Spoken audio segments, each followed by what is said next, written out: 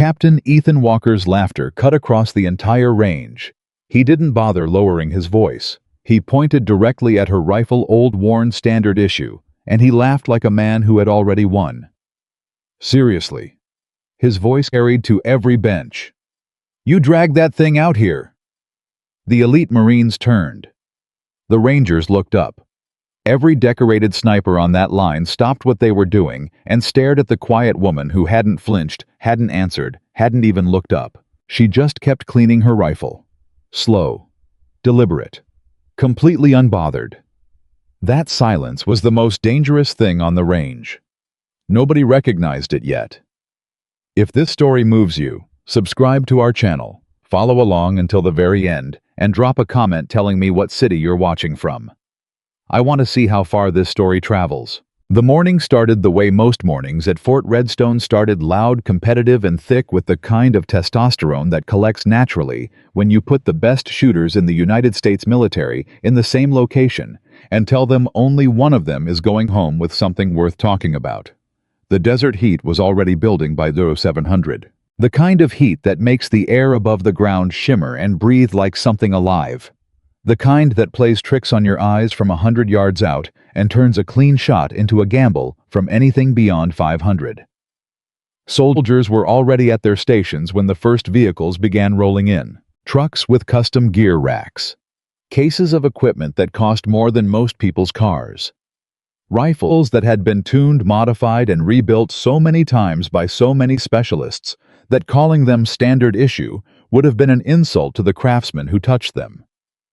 Fort Redstone hosted the Inter-Service Long-Range Marksmanship Invitational once every 2 years. It wasn't advertised widely.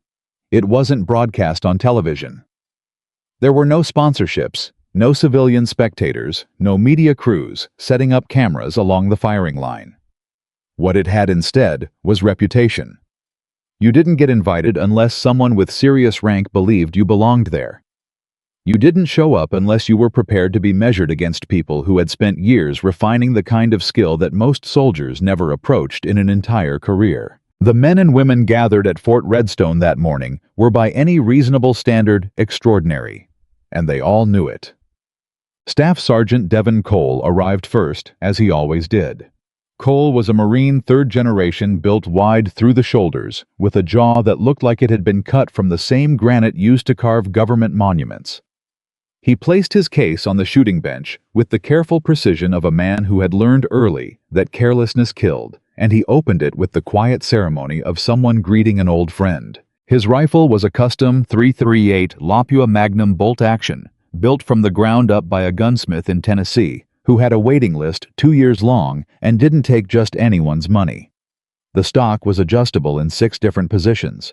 The suppressor was titanium. The optic alone had cost more than 3 months of Cole's salary, and he had saved for it without a word of complaint. He ran a clean patch through the barrel, checked the bolt face, and began his morning ritual. Nobody bothered him when he was doing that. Nobody ever did. Master Sergeant Ray Kowalski arrived 20 minutes later in a government vehicle with 2 junior soldiers who were there to observe and learn, which was Ray's way of saying he wanted witnesses to whatever he was about to accomplish. Kowalski was Army Rangers. A big man with a bigger personality and a shooting record that he referenced in conversation more often than was probably necessary. He had 3 confirmed kills at ranges that had earned him write-ups in internal training manuals, and he was not shy about the fact that those manuals existed. "Cole," he said, setting his case down 2 benches away. "Looking forward to watching you lose today." "Looking forward to watching you miss," Cole replied without turning around. Kowalski laughed. It was the laugh of a man who was genuinely comfortable in his own skin, who had long since stopped needing anyone else's validation, and had arrived at a place of such complete self-assurance that the teasing felt almost like affection. Almost. They came in throughout the morning. Rangers, Marines, Green Berets, combat controllers, pilots who had cross-trained in ground-based precision shooting because their unit commanders believed that understanding every weapon system in a theater made you a more complete operator. Each one stepped out of a vehicle and assessed the range with the instinctive professional eye of someone who had learned to read terrain before they learned to read people. Each one brought something impressive. Each one carried the weight of their record, like a second uniform, not worn on the outside where everyone could see it, but felt in the way they moved, the way they nodded at one another, the way they chose their bench and set up their equipment with the easy confidence of people who expected to be exactly where they were. And then there was Captain Ethan Walker.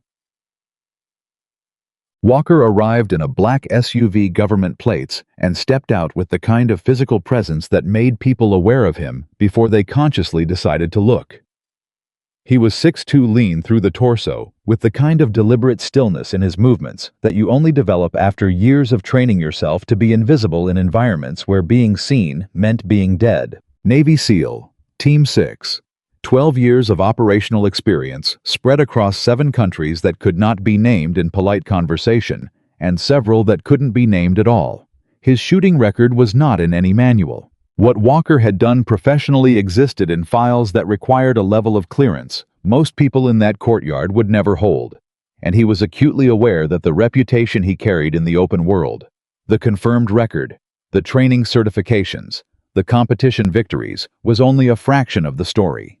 The rest of it lived in classified documents and in the memories of men who had been with him in places the world didn't officially know about. He set his case on this premier bench, the one closest to the range officer's station, the one that established without announcement that he expected to be watched, and he opened it with practiced ease. His rifle was by any objective measure a masterpiece, a precision instrument built around a chassis that had been modified by the Naval Special Warfare Development Group with a trigger that broke at exactly 4 pounds of pressure consistent within hundredths of an ounce, calibrated to his specific grip strength and his specific index finger length, and the specific way his breathing affected his hold. The optic was a first focal plane scope with a custom reticle that he had designed himself in collaboration with an engineer who specialized in ballistic systems for special operations units. He had shot this rifle in wind, in rain, in darkness, in conditions that would have made most marksmen put the weapon away and wait for better weather. It never failed him. He never failed it. "Walker," Cole said from 2 benches over, without looking up from his own weapon. "Cole," Walker replied. That was the greeting. That was all it needed to be. 2 men who had competed against each other before, who respected each other in the quiet way that serious professionals respect other serious professionals, acknowledging each other's presence with a single word, and then returning their full attention to the work in front of them. Kowalski glanced over and decided against making a joke. Even Kowalski had limits. It was Lieutenant Commander Briggs from the Range Coordination Office who first noticed the old pickup truck pulling through the access gate at the east end of the compound.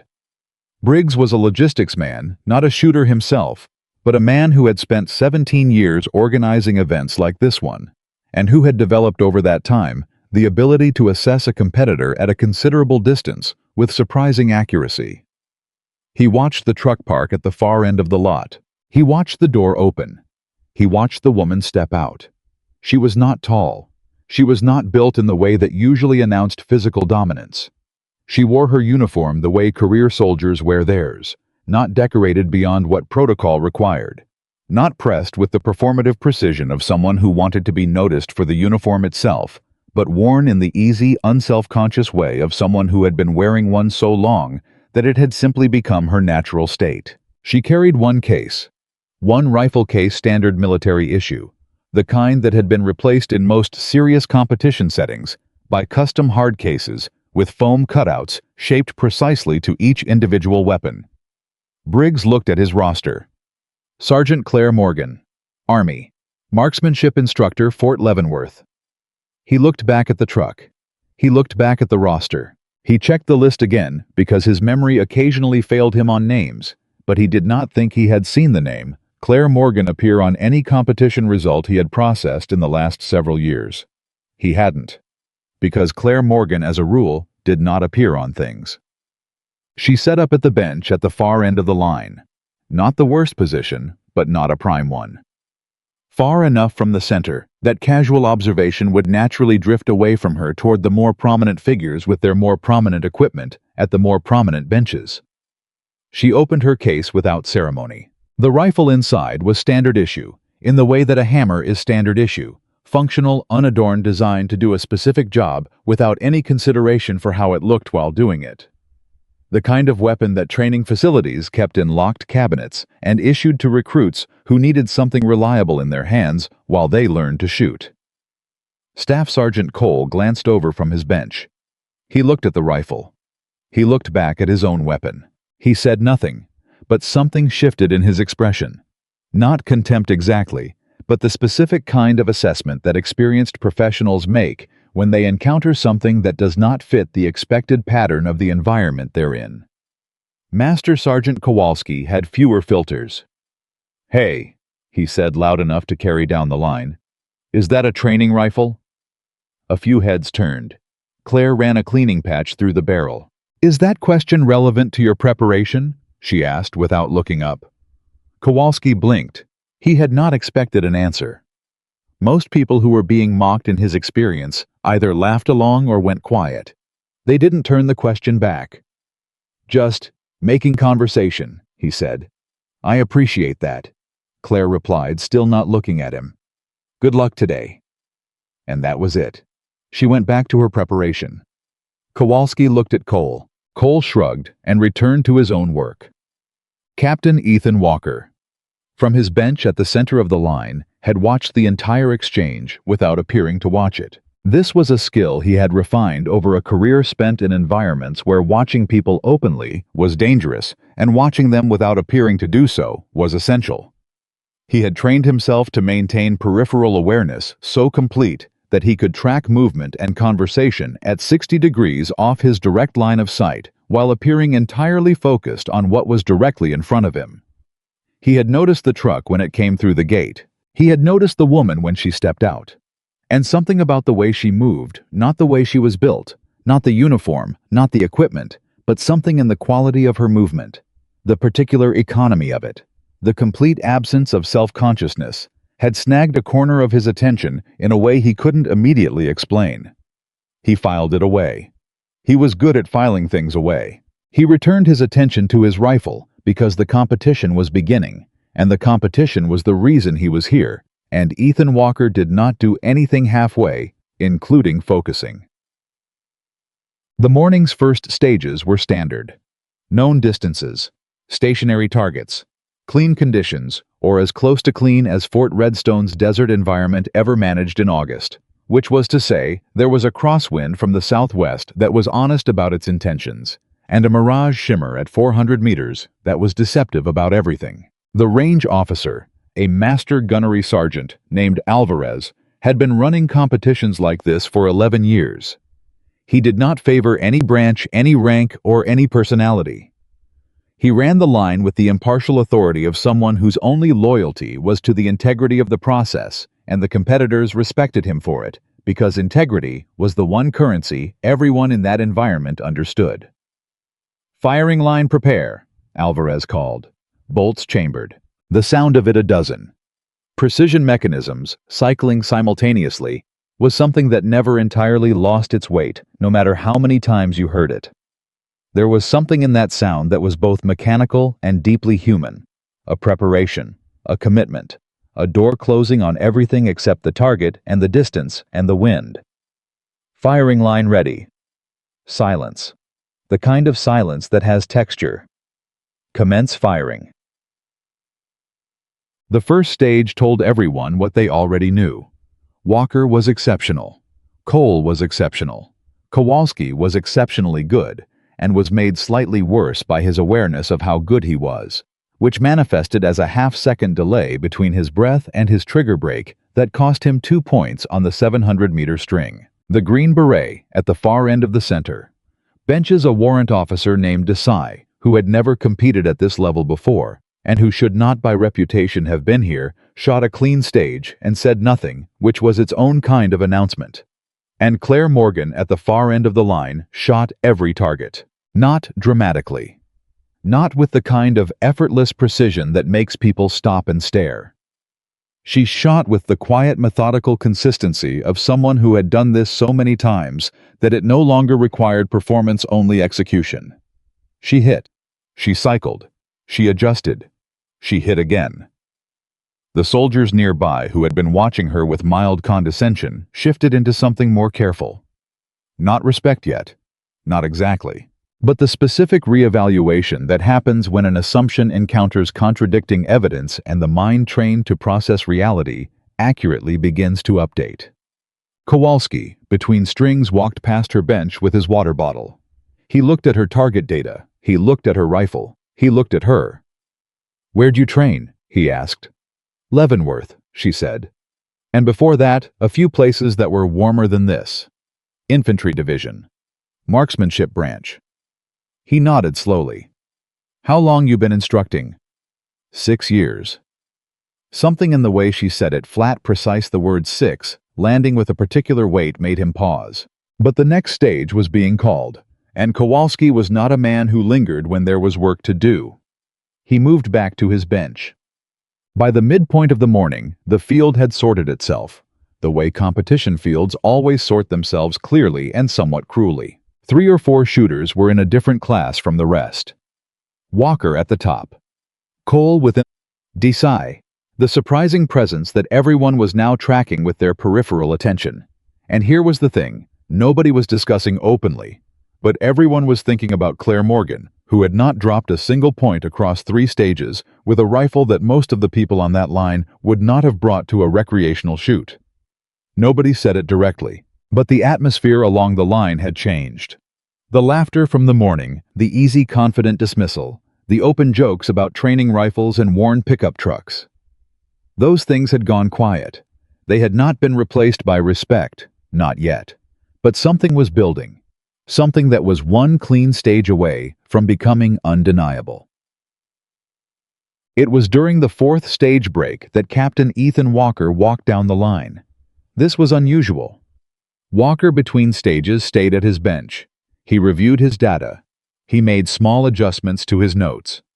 He did not socialize during a competition, because socializing during a competition was a distraction, and distractions were things he had trained himself to eliminate from every environment he entered. He walked down the line anyway. He stopped at Claire Morgan's bench. She was reviewing her data card, a small notebook, handwritten, the kind of analog record-keeping that was increasingly rare in an era of digital ballistic calculators and range-finding equipment that did the math for you. He looked at the notebook. She looked up at him. "Your dope's hand-calculated," he said. It wasn't a question. "Always," she replied. "Why?" She looked at him for a moment before answering. Not appraising him. Not performing the kind of careful social calculation that most people run when a superior rank pays unexpected attention.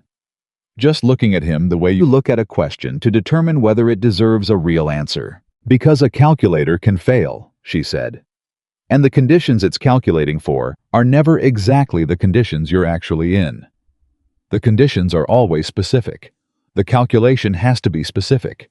The only way to be specific is to do it yourself every time in every environment." Walker nodded. It was a very small nod, the kind that doesn't communicate agreement so much as the receipt of information that has been filed accurately. "You've been in some environments," he said. Not a question, an observation. "Yes," she said. And then the 5th stage was called, and he walked back to his bench without another word. But as he walked, something was happening in the back of his mind that he couldn't quite locate. A resonance. An echo of something. A voice he had heard before in a context he couldn't immediately place. Not the voice itself exactly, because he hadn't heard her voice in 6 years, and the radio had distorted it, and the conditions that day had distorted everything, including his ability to store clean sensory memories. But the quality of the mind behind the voice. The way a person with a specific kind of intelligence expressed themselves, precise without being clinical, direct without being cold, carrying information at exactly the density required, and no more. He had encountered that quality once before, in the mountains of Afghanistan, in the worst night of his career. He told himself he was projecting. He returned to his bench. He could not entirely convince himself he was wrong. The fifth stage ended, and Walker was leading. Cole was 2 points back. Desai was 3. Morgan was 4 points back from Walker, which placed her solidly in contention in a field of 12, with the decisive stage still to come. The field had sorted itself into those who were astonished that she was there, and those who had quietly accepted it and updated their assessments. Kowalski, to his credit, was in the second group. "She's been consistent all morning," he said to Cole during the break, low enough that the comment was private. "Consistent the whole morning," Cole agreed, "with that rifle. Which is either very good or very lucky. 6 stages of luck would be impressive." "Yeah," Kowalski said. He looked down the line at her bench. "Yeah, it would." Master Gunnery Sergeant Alvarez approached the center of the line. He was carrying his clipboard, which meant an announcement, and when Alvarez made announcements with his clipboard, it was because the announcement required official documentation. "Listen up," he said. The line went quiet. "Final stage. Long-range record attempt. 2,000 meters." The silence that followed was different from competition silence. It was the silence of people who had just heard a number that recalibrated everything they had been thinking about the last several hours. 2,000 meters. In these conditions. In this heat. With this wind. At this distance, the bullet would be in the air for more than 2 seconds. In 2 seconds, the wind that existed at the moment of the shot would change. The mirage that distorted the target would shift. The temperature differential between the ground and the air at varying heights along the bullet's path would create vertical drift that even the most precise calculation struggled to fully account for. At 2,000 meters, the margin for error collapsed to a space so small that it was less about skill and more about the intersection of skill and something that many shooters, the honest ones in private, acknowledged was something like grace. 1 attempt per shooter, Alvarez said. Scoring is pass-fail. Any hit on the target face is a confirmed mark. No partial credit, no reshoots, no excuses. He looked up from his clipboard. Questions. Nobody had questions. Nobody wanted to be the person who asked a question right now. First shooter Walker. Set your equipment. The field watched Walker set up. They watched it the way you watch a master craftsman prepare, not to learn because they were all accomplished, but because watching someone at the absolute peak of their preparation was its own experience, separate from competition, existing in the category of things that were simply worth witnessing. He spent 4 minutes on his preparation. Wind readings at multiple points along the line, not just at the firing position, not just at the target, but at 3 intermediate points, using different reference cues that told him what the air column was doing along the full length of the shot. He made calculations on his data card with a small pencil. He made adjustments to his scope. He chambered around with a motion so smooth it was almost ceremonial. He settled into position. The range went completely silent. He fired. The bullet was in the air for just over 2 seconds. At the target end of the range, the spotter called, "Miss right," approximately 8 inches. The wind had shifted in the final half-second. Walker remained absolutely still for a moment. Then he chambered his second round. He recalculated, adjusted his windage, breathed, fired. Spotter, miss, left, 3 inches. The wind had shifted back. 1 round remaining. The field had not moved. Nobody was making conversation. Nobody was checking their phones or adjusting their equipment. Every set of professional eyes on that range was on Walker, because what was happening right now was the thing they all understood, the moment where conditions turned against you, and the question became not whether you had the skill, but whether you had what skill couldn't provide. Walker chambered his last round. He was still for a full 30 seconds. The wind was doing something complicated at the target end, something that his experience told him would not resolve into a pattern he could predict with confidence. Something that required him to pick a moment and commit and trust that the work he had done in the preceding years would carry him through the gap between preparation and chance. He fired. Spotter. Miss. Right. 5 inches. 3 misses. Walker extracted himself from his position with the same controlled precision that he had used throughout every stage of the morning. He stood, He checked his weapon. He did not look at the other shooters. He walked back to his bench. The field looked away, because looking at someone in that moment, a moment where the conditions had simply refused to cooperate, where the miss was not a failure of skill, but a failure of fortune, in a domain where fortune always had a vote, was a violation of the specific etiquette that governed serious shooting communities. You did not gloat. You did not pity. You understood because you had been there yourself, or you knew you would be. 4 more shooters attempted the shot. 2 of them fired once and stopped, understanding from their spotter calls that the conditions were not going to give them what they needed. 1 fired all 3 attempts with a consistency of error that suggested perfect technique and completely wrong wind reading. 1 hit the edge of the target frame, not the face, not scoreable, heartbreakingly close, and stood at his bench for a full minute before he was able to move. The wind at 2,000 meters was doing something that day that nobody fully understood and nobody was fully able to compensate for. It had the quality of an adversary that knew exactly how good you were and had calibrated itself accordingly. By the time 6 shooters had attempted the final stage without a confirmed hit, the mood on the range had shifted from competitive tension to something heavier. The kind of weight that settles on a group of serious people when they encounter a problem that their preparation hasn't solved. When the best isn't enough. Cole was next on the list. He attempted the shot 3 times and missed all 3, which told everyone present exactly how bad the conditions were, because Cole was not a man who missed 3 times. He returned to his bench and said nothing. Desai declined his 3rd attempt after 2 misses. Nobody blamed him. The list came to Claire Morgan. There were 5 shooters remaining after her, but the energy on the range had congealed around this moment in a way that was hard to explain, but impossible to ignore. Maybe it was because she was the variable that nobody had accounted for. Maybe it was because the morning had been a slow, steady accumulation of moments where the assumptions people had carried to Fort Redstone had been quietly, methodically dismantled. Maybe it was because the range officer called her name, and there was something in the way the field went quiet.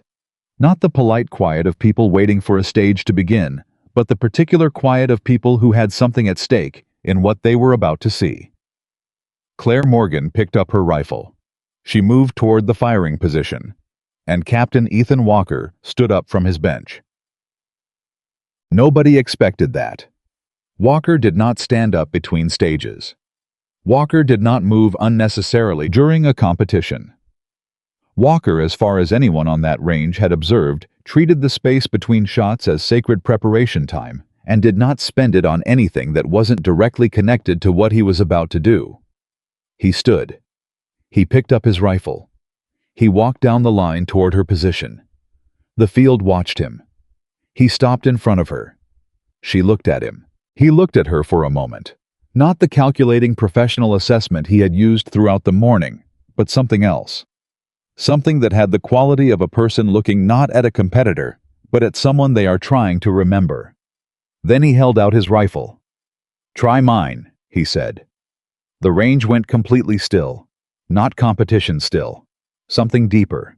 The kind of stillness that happens when something unexpected occurs in an environment where everyone present is experienced enough to understand what they are seeing, and what they are seeing does not fit any category they have prepared for. A Navy SEAL, the best shooter on the range. The man with the custom instrument that represented years of refinement and professional collaboration and resources that most shooters would never have access to, was offering his weapon to the quiet woman with the training rifle that everyone had spent the morning underestimating. Nobody spoke. Nobody moved. Kowalski, who had an opinion about everything, had no opinion about this. Cole, who processed the world with the systematic efficiency of someone who had spent years stripping away everything that wasn't essential, was still. Even Alvarez, who had seen 11 years of competition behavior and who believed he had categorized every variety of human conduct that occurred in the presence of a firing line, had nothing in his experience that prepared him for this. Claire looked at the rifle. She looked at Walker. And in his eyes, not in the professional surface, not in the competitive assessment, in something behind all of that, she saw something she hadn't expected to see.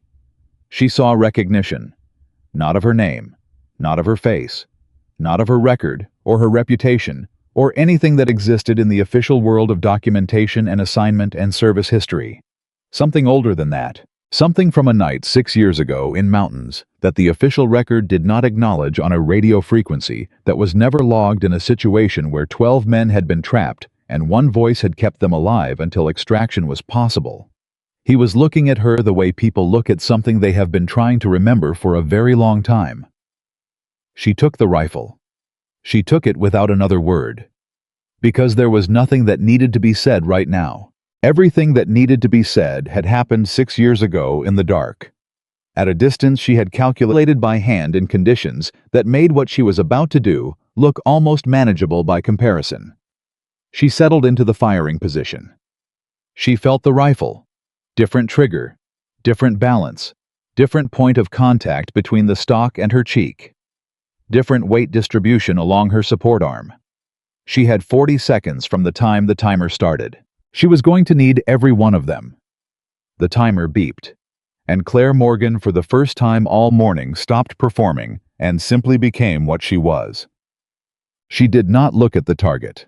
This was the first thing the field noticed because every other shooter had spent their preparation time staring at the target, trying to read the mirage, trying to parse what the heat and the wind were doing at 2,000 meters, trying to gather data from the thing they needed to hit.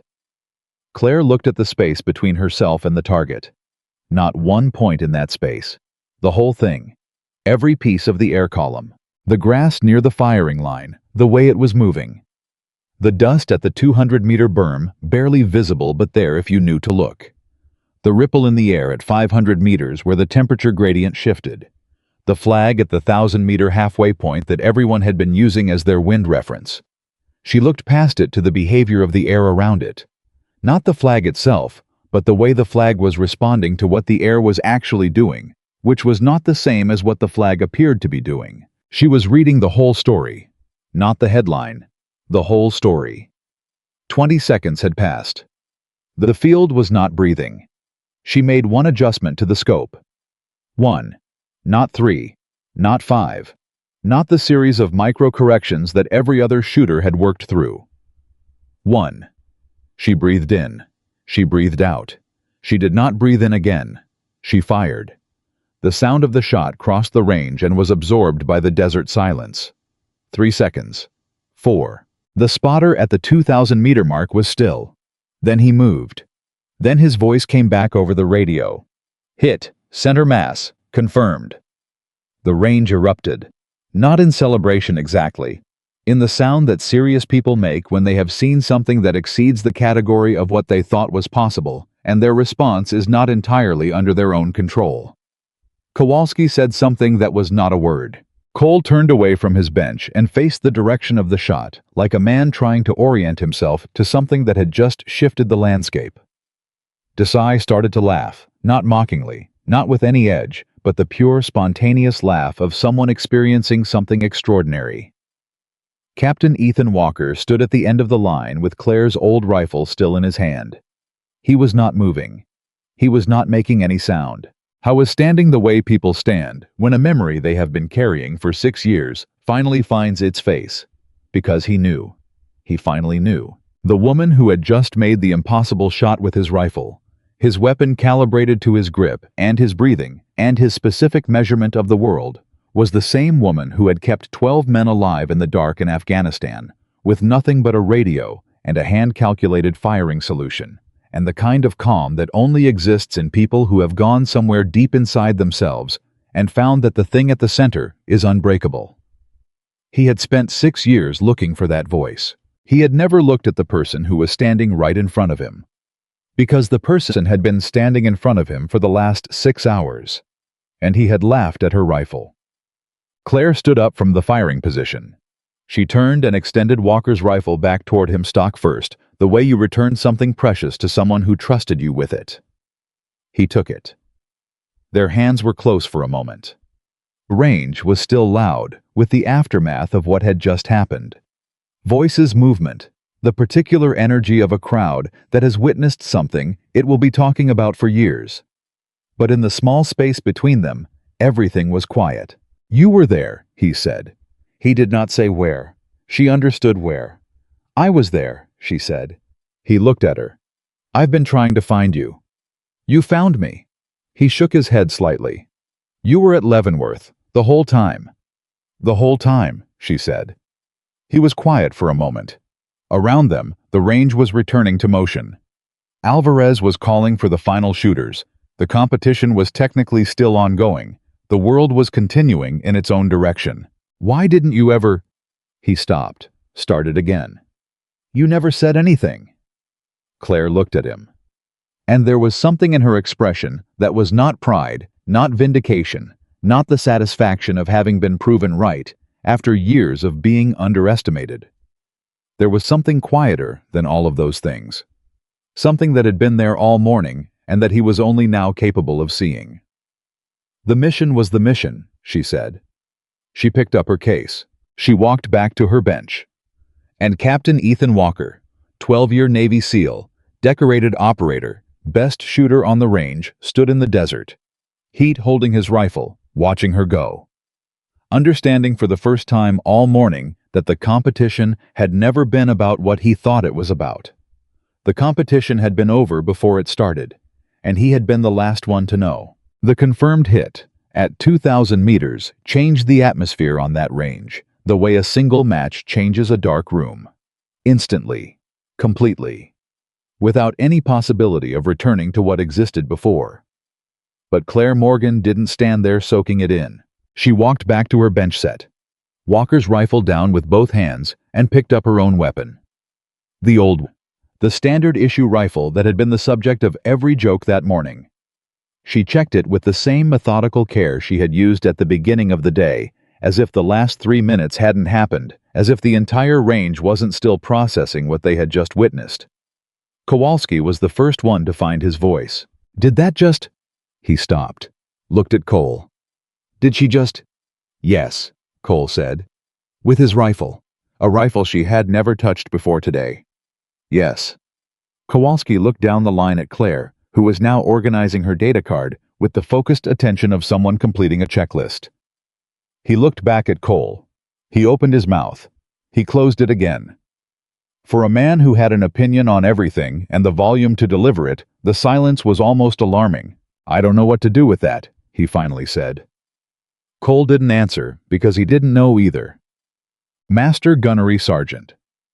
Alvarez called the final shooters through the 2,000-meter stage with the professional composure of a man who intended to maintain the integrity of the competition regardless of what had just happened.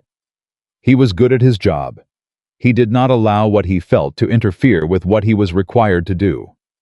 But when the last shooter stepped off the line, Alvarez reviewed his clipboard for a long moment before he looked up. The confirmed hit stood alone. One mark, one shooter. In conditions that had defeated every other person on that range, including a man whose entire career had been built around doing exactly what she had just done. Alvarez clicked his pen. He wrote the result. He did not editorialize. He did not need to. The formal debrief happened in the range office building, a low structure at the back of the compound, with fluorescent lighting and folding chairs, and a whiteboard that someone had used for a ballistics lecture and never fully erased. The equations were still visible in the background, half-wiped numbers and wind formulas ghosted onto the surface, like a reminder that the physics of what happened out there didn't care about anyone's feelings or expectations. 12 shooters in a room that was sized for 8. Standing room along the back wall. The kind of a proximity that made it impossible to pretend you weren't aware of the person next to you, weren't aware of what they had done and hadn't done, and what all of it meant. Walker sat in the second row. He had not said a word since the range. Not on the walk back. Not when Kowalski clapped him on the shoulder in the wordless way that soldiers acknowledge shared experience. Not when Desai, the warrant officer, who had surprised everyone with his morning performance, said something quiet and sincere that deserved a response. Walker had nodded, and that was it. Because the thing happening inside his head was not something that had room for conversation yet. It was something that needed to be processed in the specific way that significant things needed to be processed carefully, completely, without the noise of social interaction interrupting the work. He had handed her his rifle. He hadn't done it because he thought she was the better shooter. He hadn't done it out of strategy or calculation or competitive generosity. He had done it because of something that had moved through him the moment he stood up from his bench, something instinctive and immediate and ahead of his conscious reasoning by a full second, the way physical reflexes outpace thought. He had recognized something. He still didn't know exactly what, but it sat in his chest like a frequency he couldn't tune out. Alvarez ran through the morning's results, stage by stage, professional and precise, giving credit where it was earned and context where it was needed. The room listened with the attentive silence of people who took their craft seriously enough to learn from every data point, even the ones that weren't flattering. When he reached the final stage, he paused. Not dramatically, not for effect. Just the natural pause of a man who was about to say something that didn't fit neatly into the standard language of competition results. Final stage 2,000-meter record attempt, he said. 1 confirmed hit. Sergeant Claire Morgan, Army Marksmanship Branch, using Captain Walker's weapon at the shooter's invitation. He looked up from his clipboard. The room was very quiet. I've run this competition for 11 years, Alvarez said. I have never recorded a confirmed hit at that distance in those conditions. I want that noted for the record. He looked back down. That's the result. Any questions about scoring methodology? See me after. Any other questions? He paused again, and this time there was something in the pause that was almost human, almost personal. The mask of professional neutrality sliding just slightly. I don't have answers for. He put the clipboard on the table. Dismissed. The room broke into movement and conversation, the way rooms do when the official part ends and the human part begins. People turning to one another, voices at different registers, the particular social processing of a group that had experienced something together and was now trying to figure out what it meant. Cole found Claire near the back wall. I didn't approach her with the energy of someone who wanted to congratulate her, which she would have deflected. He approached her the way soldiers approach each other after something significant, directly, without preamble, with the specific respect of one professional acknowledging another. The hand calculation, he said. Your dope card. You had the solution before you even touched his rifle. She looked at him. I had a solution, she said. Whether it was the right one depended on whether the conditions cooperated. They didn't cooperate for anyone else all morning. No. How did you read it differently? She was quiet for a moment. Not the silence of someone who didn't know the answer. The silence of someone deciding how much of the answer served the conversation. Everyone was reading the wind at the target, she said. That's the natural instinct. The target is the problem, so you read the problem. Cole nodded, following. But the wind at the target is the end of the story, she said. You need the whole story, what the air is doing between you and the target at every point along the way. The bullet doesn't jump from here to there. It travels. Everything it passes through affects it. She paused. I've been teaching that for 6 years. Today I just used it. Cole was quiet for a moment. 6 years, he said. Yes. What were you doing before 6 years ago? The question was genuine. Not probing, not suspicious. Just the natural curiosity of a man who was trying to construct a complete picture of someone who had appeared from nowhere and done something he hadn't thought was possible. Claire looked at him. Things that were warmer than this, she said. It was the same answer she had given Kowalski that morning. Cole recognized the deflection for what it was, and he respected it because he had his own version of that answer, and he knew what it meant when someone used it. Fair enough, he said. He extended his hand. She shook it. Best shooting I've ever seen, he said, and I've seen a lot of shooting. You're 2 points back from where you should be, she said. Your 7th stage string. Wind was consistent, but you broke the trigger early on the 3rd round. He stared at her. I was watching your data, she said simply.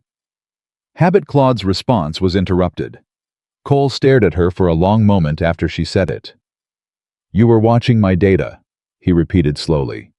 During your own stage. Peripheral habit, she said. You track everything around you, or you miss things that matter. He shook his head. Not in disagreement, but in the specific way people shake their heads when they encounter something that forces them to recalibrate. He walked back to his bench without another word, and Claire watched him go with the quiet expression of someone who had said exactly what needed to be said and nothing more. But across the room, Captain Ethan Walker had heard every word of that exchange. He had been standing near the door, appearing to review his own data card, doing the thing he had been trained to do across 12 years of operational experience, being present in a room without appearing to occupy it. Listening without appearing to listen. Processing without appearing to process. He heard Cole say, 6 years. He heard Claire say, things that were warmer than this. And the frequency that had been sitting in his chest since the moment he handed her his rifle moved. Shifted. Got louder in a way that made it harder to file away. 6 years. He did the math without meaning to. The way your mind does arithmetic on things that matter before you've decided whether you want to know the answer. 6 years ago. Afghanistan. The Kunar Province mountains in January, when the cold came down from the peaks and settled into the valleys like something with intention, like something that understood it was working against you.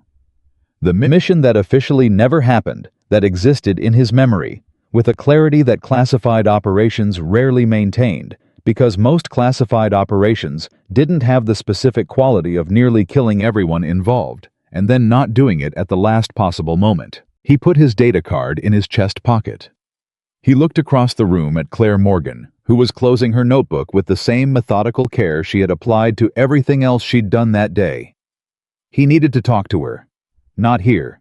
Not in a room full of people who were already paying attention to both of them for reasons that had nothing to do with what he needed to say. He needed to talk to her somewhere that wasn't this.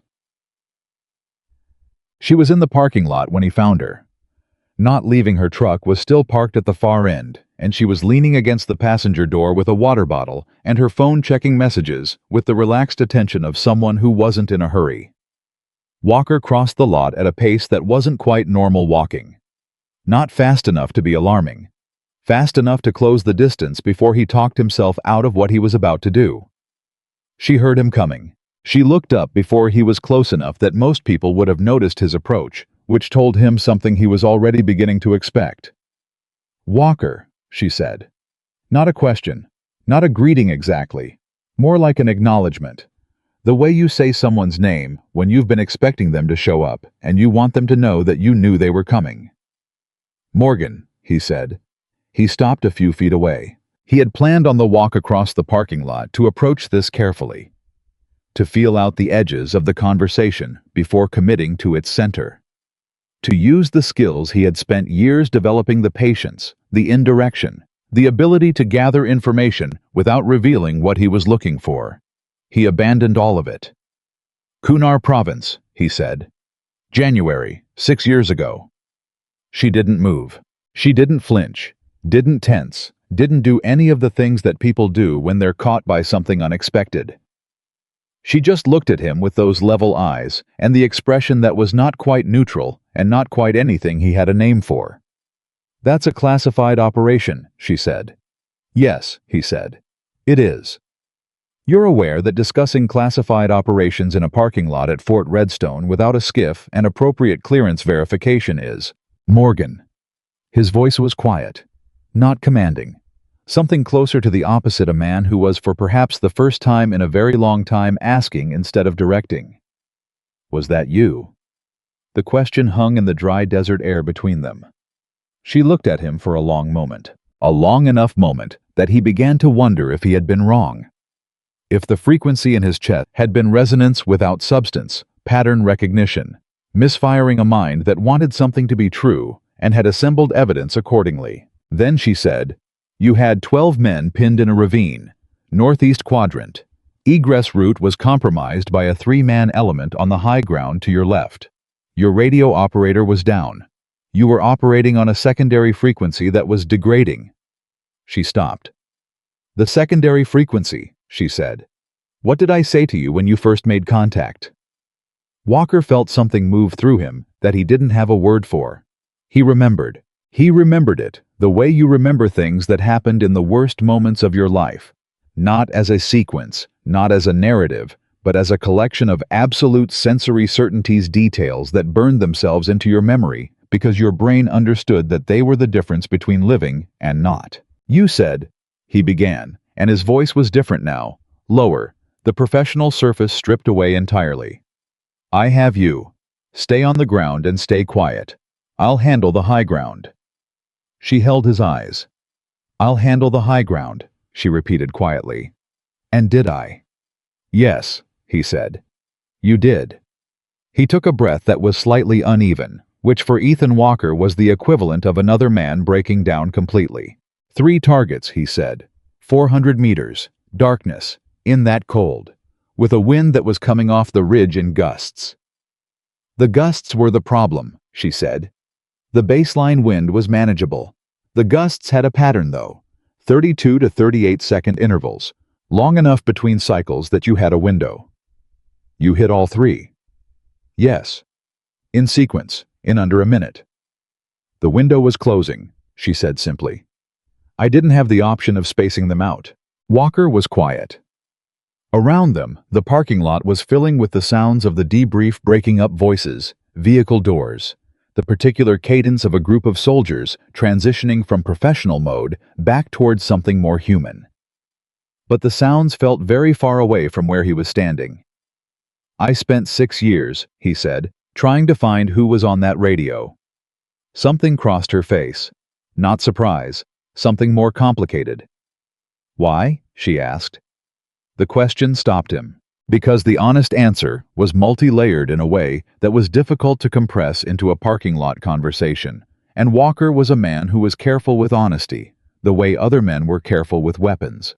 Understanding that delivered imprecisely, it caused damage that was hard to repair. Because 12 men came home, he said finally, and none of them knew who to thank. She looked away for the first time, not evasively, the way people look away when something lands closer than they expected. You don't owe me thanks, she said. I know that's what you think. It's not what I think. It's what happened. I did my job. You did yours. Everyone came home. That's the whole story. That's not the whole story, he said. And you know it. She pushed off from the truck door and faced him fully, and there was something different in her posture now. Not defensive, but something more direct. Like a person who had been patient for a long time and had reached the place where patience ran out. What do you want, Walker? She asked. From this conversation, what outcome are you looking for? The truth, he said. You have it. I have part of it. He looked at her steadily. After the mission, what happened after? She was still. That's not your story to know, she said. Then tell me whose story it is. Mine. Then tell me yours. Another long moment. The kind of moment that has weight.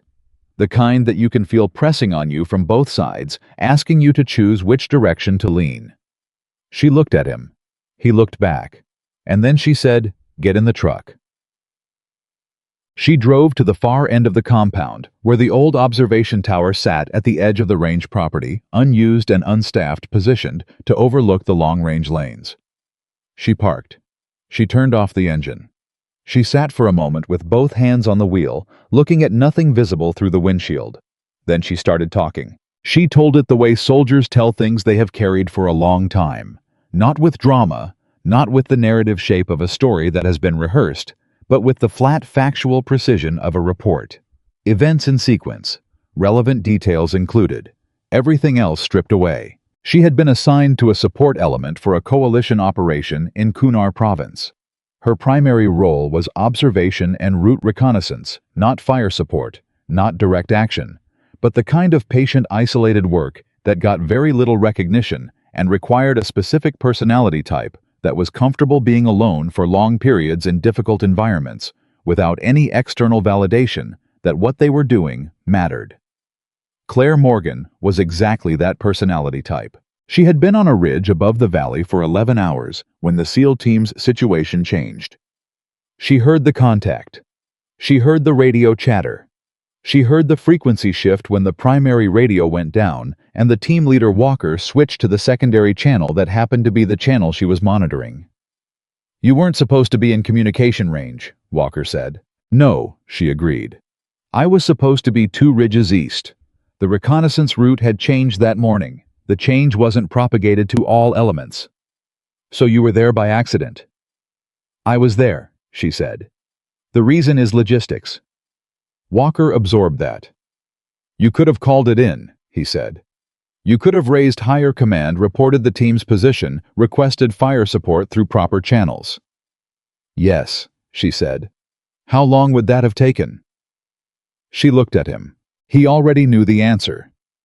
That was why he'd asked it not to receive information, but to make the information visible between them, to say out loud what they both understood. Too long, he said. The element on the high ground was moving, she said. They had your position. They were taking a ridge that would have given them a downward angle on your entire team. Once they had that angle, it wasn't a firefight anymore. She paused.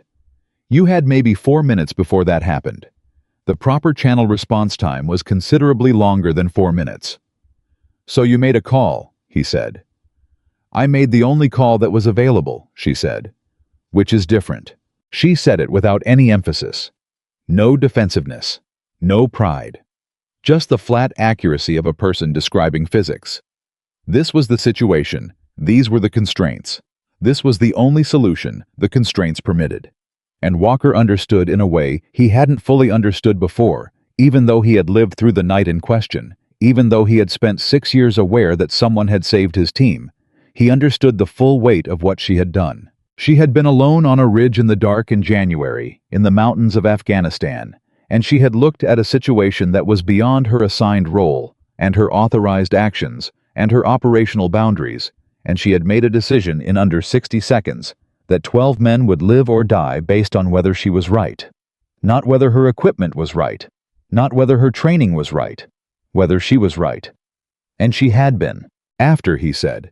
You said what happened after, that's what I asked. She was quiet for a beat. After the mission, I submitted my after-action report, she said. Detailed, complete. Everything that happened on that ridge, every decision, every shot, every communication. And I was called into a meeting with my commanding officer and 2 individuals from the oversight branch, whose names I was not given. She stopped. The determination was that I had exceeded my operational mandate, that my actions, regardless of outcome, represented an unauthorized deviation from assigned mission parameters. Walker's jaw tightened. He didn't speak. They were not wrong, she said, and her voice was completely even, which made it worse, somehow made the evenness itself a kind of statement about what she had processed and what it had cost her to process it. I did exceed my mandate. I did deviate from my assigned parameters. Those things are factually true. You saved 12 lives, he said. Yes. And they transferred me to marksmanship instruction at Leavenworth, she said. Effective immediately, my operational file was reviewed and a note was added indicating that I had demonstrated a tendency toward independent action, inconsistent with coordinated operational requirements. The silence in the truck was the kind of silence that has edges. Walker was looking straight ahead through the windshield, at the same nothing she had been looking at when she started talking, and something was moving through his expression that he wasn't entirely controlling. Not anger exactly. Something larger than anger. The specific feeling that comes when you encounter a wrong, that is also completely procedurally, technically correct. When the system worked exactly as systems work, and the outcome was still a wrong that lived in your chest like a stone. 6 years, he said. 6 years. Teaching marksmanship at Leavenworth. Yes. And today was the first time you'd been back on a competition range. She looked at him. Who told you that? She asked. Nobody told me. Your data card. Your stage-by-stage notation system. It's the system someone uses when they haven't competed in a long time and they want to make sure they don't miss anything. He paused. I use the same one the first time I shoot a new range. You build a complete picture from scratch instead of relying on familiarity. Something shifted in her expression. Just briefly. The specific look of someone who has been seen accurately and is deciding how they feel about that. First competition in 6 years, she confirmed. And you hit the shot nobody else hit. The conditions gave me a window, she said. I used it. Stop doing that, he said. She looked at him. Stop minimizing it, he said. Stop reducing what you did today and 6 years ago to conditions and windows and available options. You made the shot, both times. His voice was still controlled, still the voice of a trained professional, but there was something underneath it now that was not professional at all. Something that had been building since the moment he handed her his rifle and had been waiting for this conversation to find its way out. You made the shot when nobody else was going to make it, and you stood there and did it without needing anyone to see you do it, without needing anyone to know. Needing people to see it doesn't make it better, she said. No, he said, but it would have made it fair. That landed. He saw it land. She looked out the windshield again and said nothing for a moment. And in that moment, Walker saw something that she almost never allowed to be visible, the edge of what it had cost.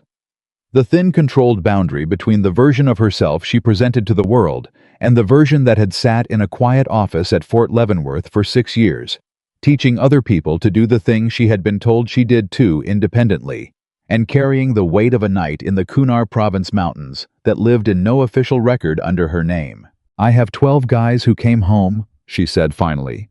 Her voice was still steady, but something in the stillness was different now. 12 men who went back to their families and their lives and their careers. Whatever else happened, whatever went into that file, that didn't change. No, Walker said. It didn't change.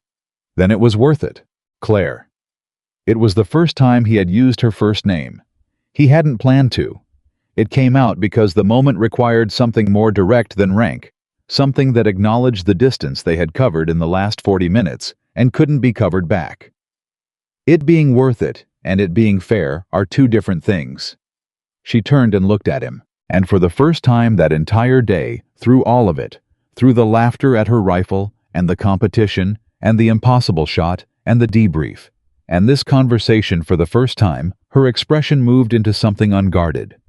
Not tears, nothing that dramatic, just the quiet, tired acknowledgement of someone who had been holding a truth at arm's length for 6 years and had just allowed it to get one step closer.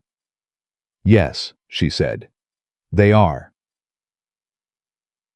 They sat in the truck for a while after that, not talking, not needing to.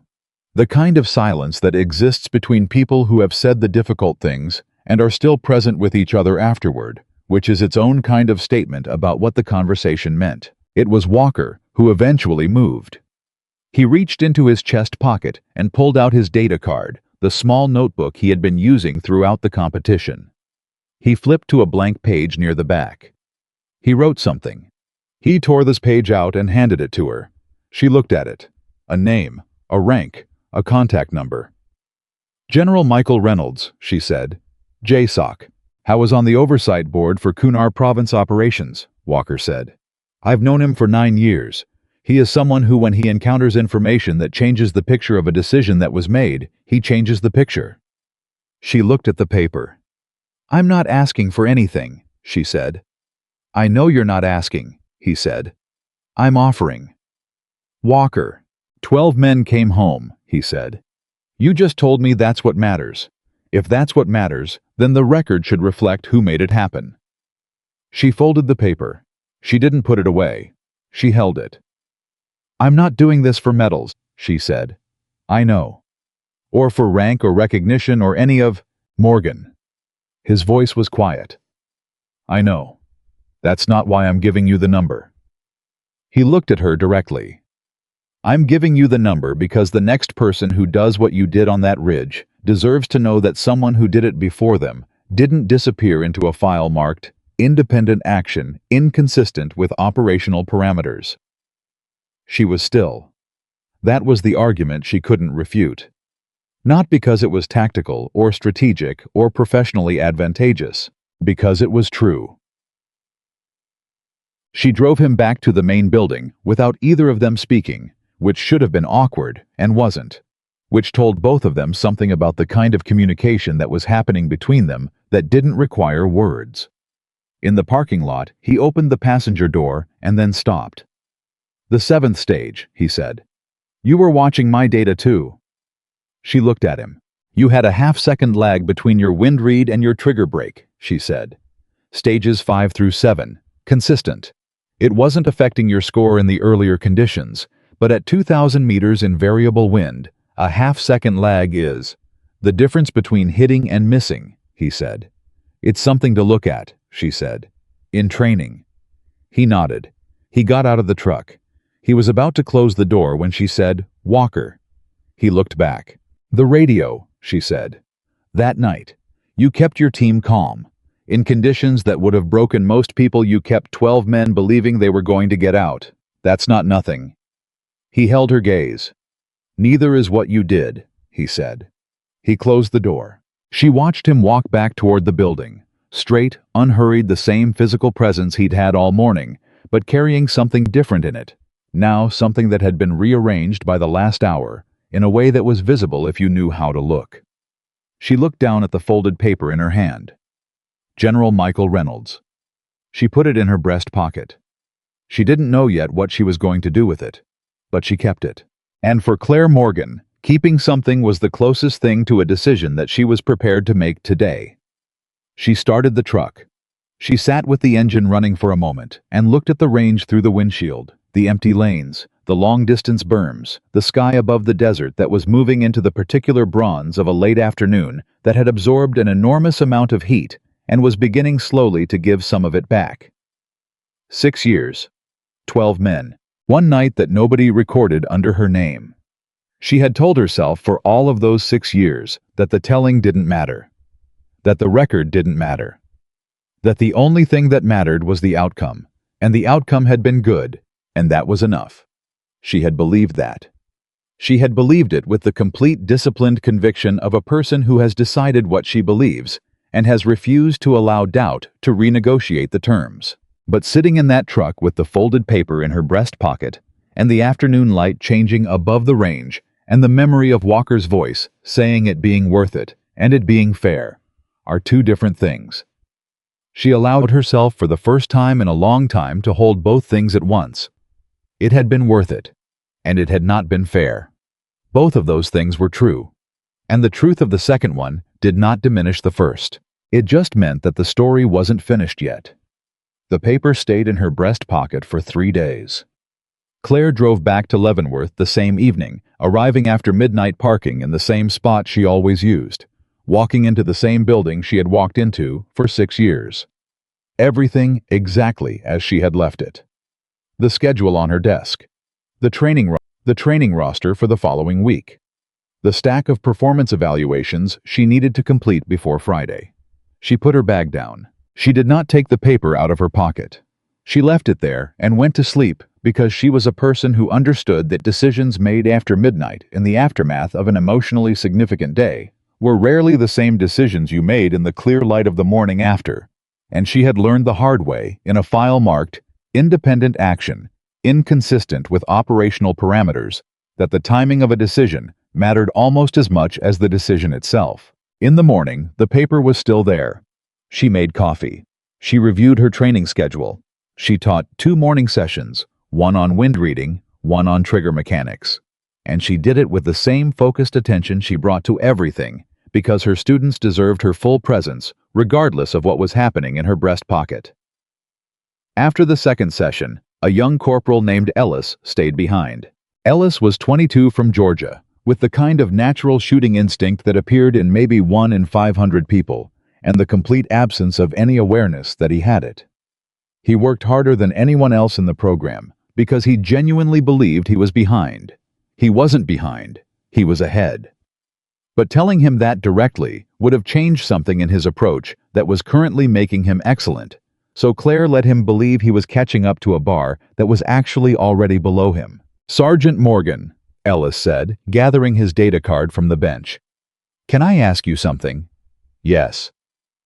"The wind read you were talking about in this morning's session. The part about reading the full air column instead of just the condition at the firing point." He paused. How do you learn to see all of it at once? It feels like too much information." Claire looked at him. She had answered versions of this question for 6 years. From recruits, from experienced soldiers returning for advanced training, from officers who had years of shooting behind them and a specific gap they couldn't close on their own. She had a practiced answer. A good answer, technically complete and pedagogically sound. She did not give him the practiced answer. "You don't see all of it at once," she said. "That's the wrong frame. You're not trying to process everything simultaneously. You're trying to understand the story the environment is telling you. And every story has a logic. Once you find the logic, the details stop being overwhelming and start being evidence." Ellis was quiet, thinking through that. "The logic," he repeated. "The air moves the way it moves because of what's causing it to move. Temperature differential. Terrain. The position of obstructions along the column. If you understand why the wind is doing what it's doing, not just what it's doing, you can anticipate it. You stop reacting and start predicting." Ellis nodded slowly. "And that you learn that from experience." "You learn it from paying attention," she said. "Experience is just attention accumulated over time." He wrote something on his data card. She watched him write it. And something moved through her that she hadn't expected. Not nostalgia exactly, and not pride, but something adjacent to both. The specific feeling of watching a young person absorb something real, something that would stay with them, something that would matter in a moment she would never see. 6 years of this. 6 years of that feeling. Quiet and consistent and real. While the file in some oversight office somewhere noted that she had demonstrated a tendency toward independent action. She reached into her breast pocket. She took out the folded paper. She looked at it for a moment. Then she went to her office and picked up the phone. General Michael Reynolds answered on the third ring, which surprised her.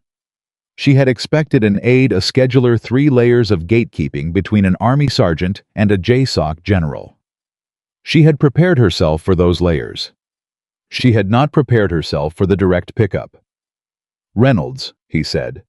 A voice like a man who had been awake since before dawn and expected to remain awake until well after dark and had made his peace with that years ago. "General Reynolds," she said. "My name is Sergeant Claire Morgan. Army Marksmanship Branch, Fort Leavenworth. Captain Ethan Walker gave me your contact." A beat of silence. Not the silence of someone who didn't know the name. The silence of someone who did know it and was deciding what that meant.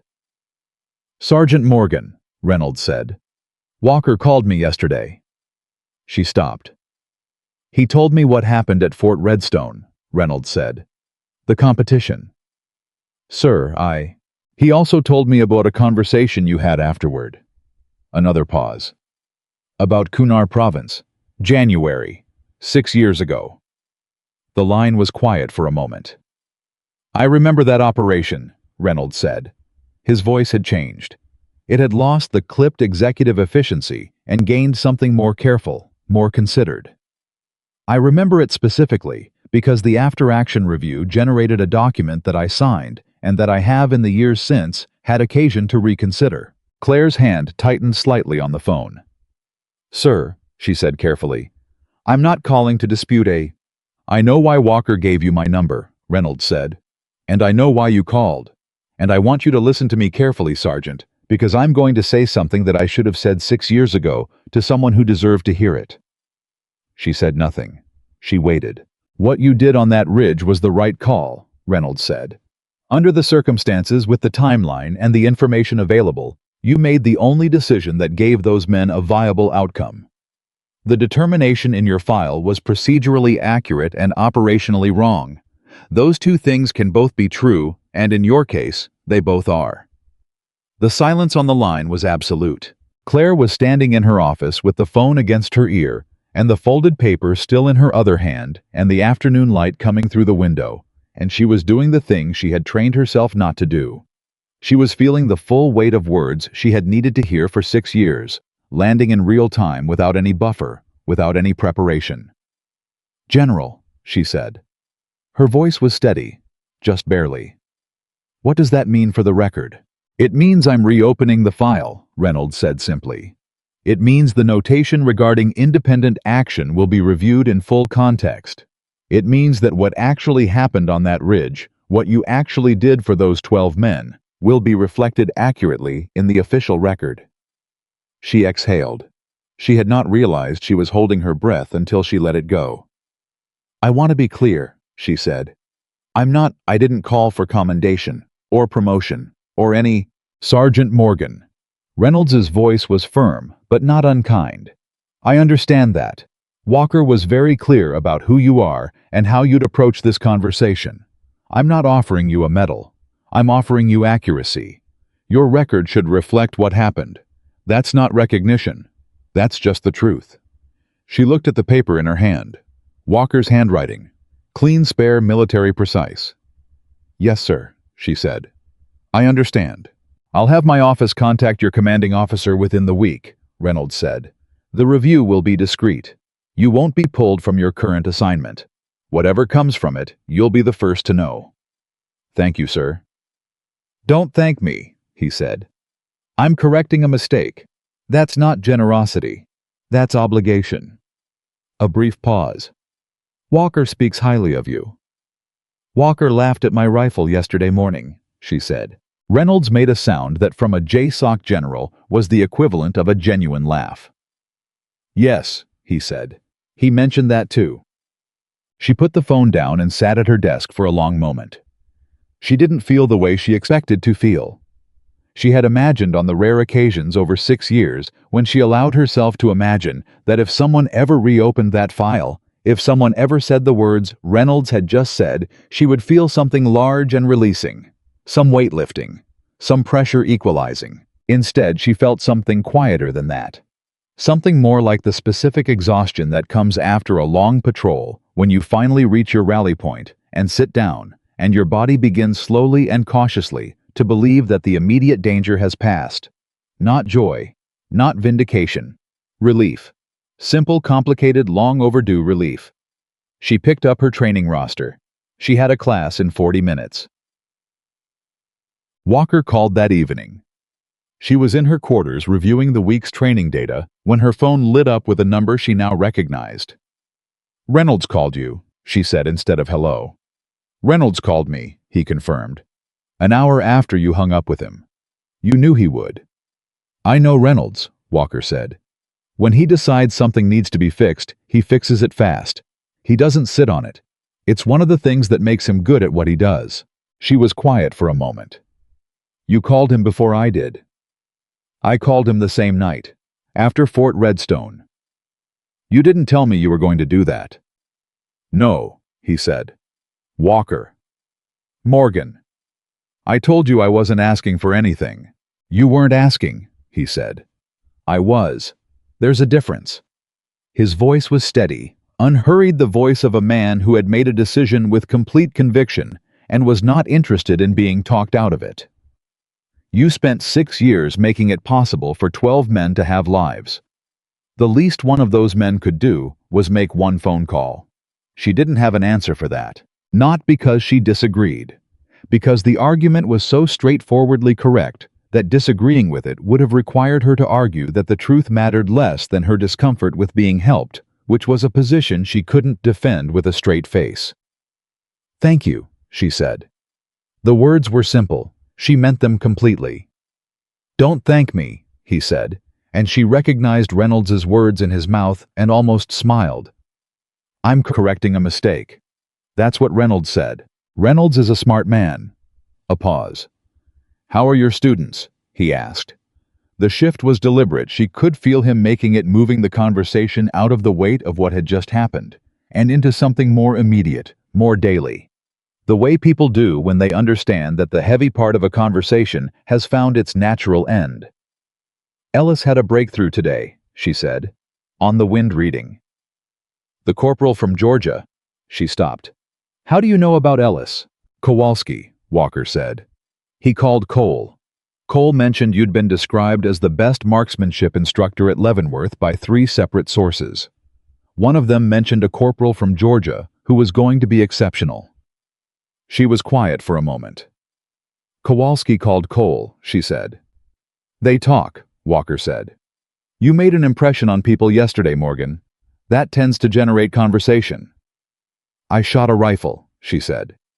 You know, that's not what I mean. She did know. She just wasn't entirely ready to sit comfortably with it yet. The being seen. The being talked about. The impression. For someone who had spent 6 years being professionally invisible, the sudden presence of other people's attention had a texture that took some adjustment. Walker, she said. Yeah.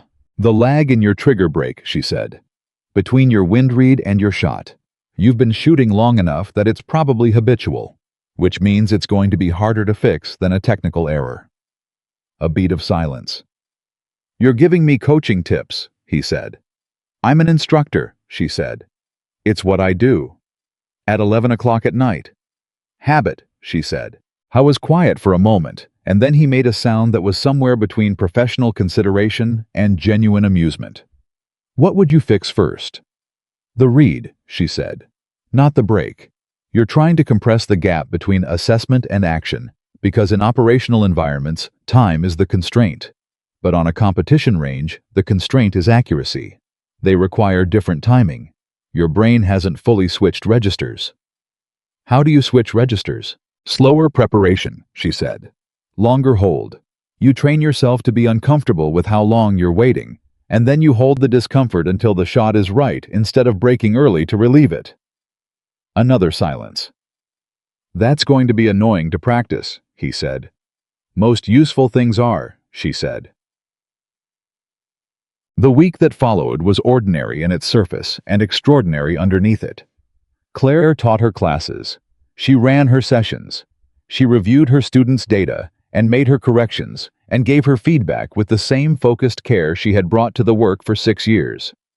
But something had shifted, not dramatically. Not in any way that was visible from the outside, but something that she felt in the specific way you feel, a change in the air pressure before weather moves in, not the storm itself, but the atmosphere preparing for it. Reynolds's office called her commanding officer on Thursday. Colonel Diane Hartwell, who commanded the marksmanship branch and who had been Claire's CO for 4 of the 6 years at Leavenworth, called Claire into her office Friday morning with an expression that was professionally composed and personally complicated. Hartwell was 51, 28 years of service. The kind of woman who had built her career on a combination of exceptional competence and the specific tactical patience of someone who understood that the Army moved in its own time and that fighting that rhythm directly was less effective than learning to work within it. She gestured to the chair across from her desk. Claire sat. I received a call from General Reynolds's office, Hartwell said. Yes, ma'am.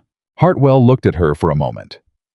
You want to tell me why a JSOC general is reviewing a 6-year-old operational file connected to a sergeant in my marksmanship branch. The file pertains to an action I took during a classified operation in Kunar province, Claire said. The original determination regarding that action is being reviewed in light of additional context. Additional context, Hartwell repeated. That materialized when exactly? After the Fort Redstone competition, ma'am. Hartwell was quiet. She looked at Claire with the careful attention of a woman who had been reading soldiers for 28 years and was currently reading one that she realized with some discomfort she had not been reading correctly. The Fort Redstone result came through the branch report, Hartwell said. The 2,000-meter confirmed hit. Yes, ma'am. I read it 3 times, Hartwell said. Because I thought there was a transcription error. Claire said nothing. There wasn't a transcription error, Hartwell said. No, ma'am.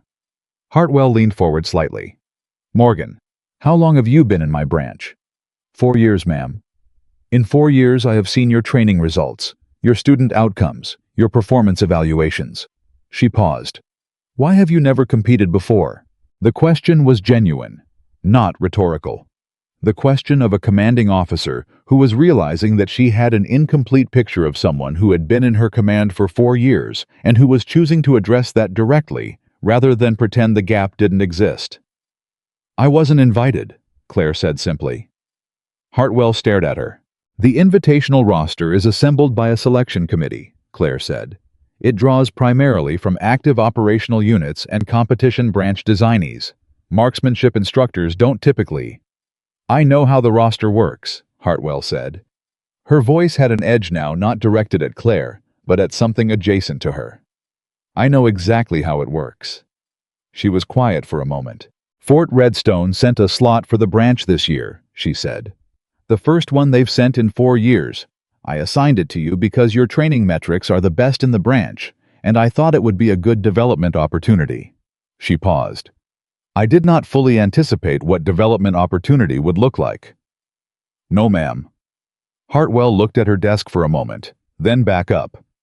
Reynolds's review, she said. What outcome are you expecting? I'm not expecting an outcome, Claire said. I'm expecting accuracy. Something moved across Hartwell's face.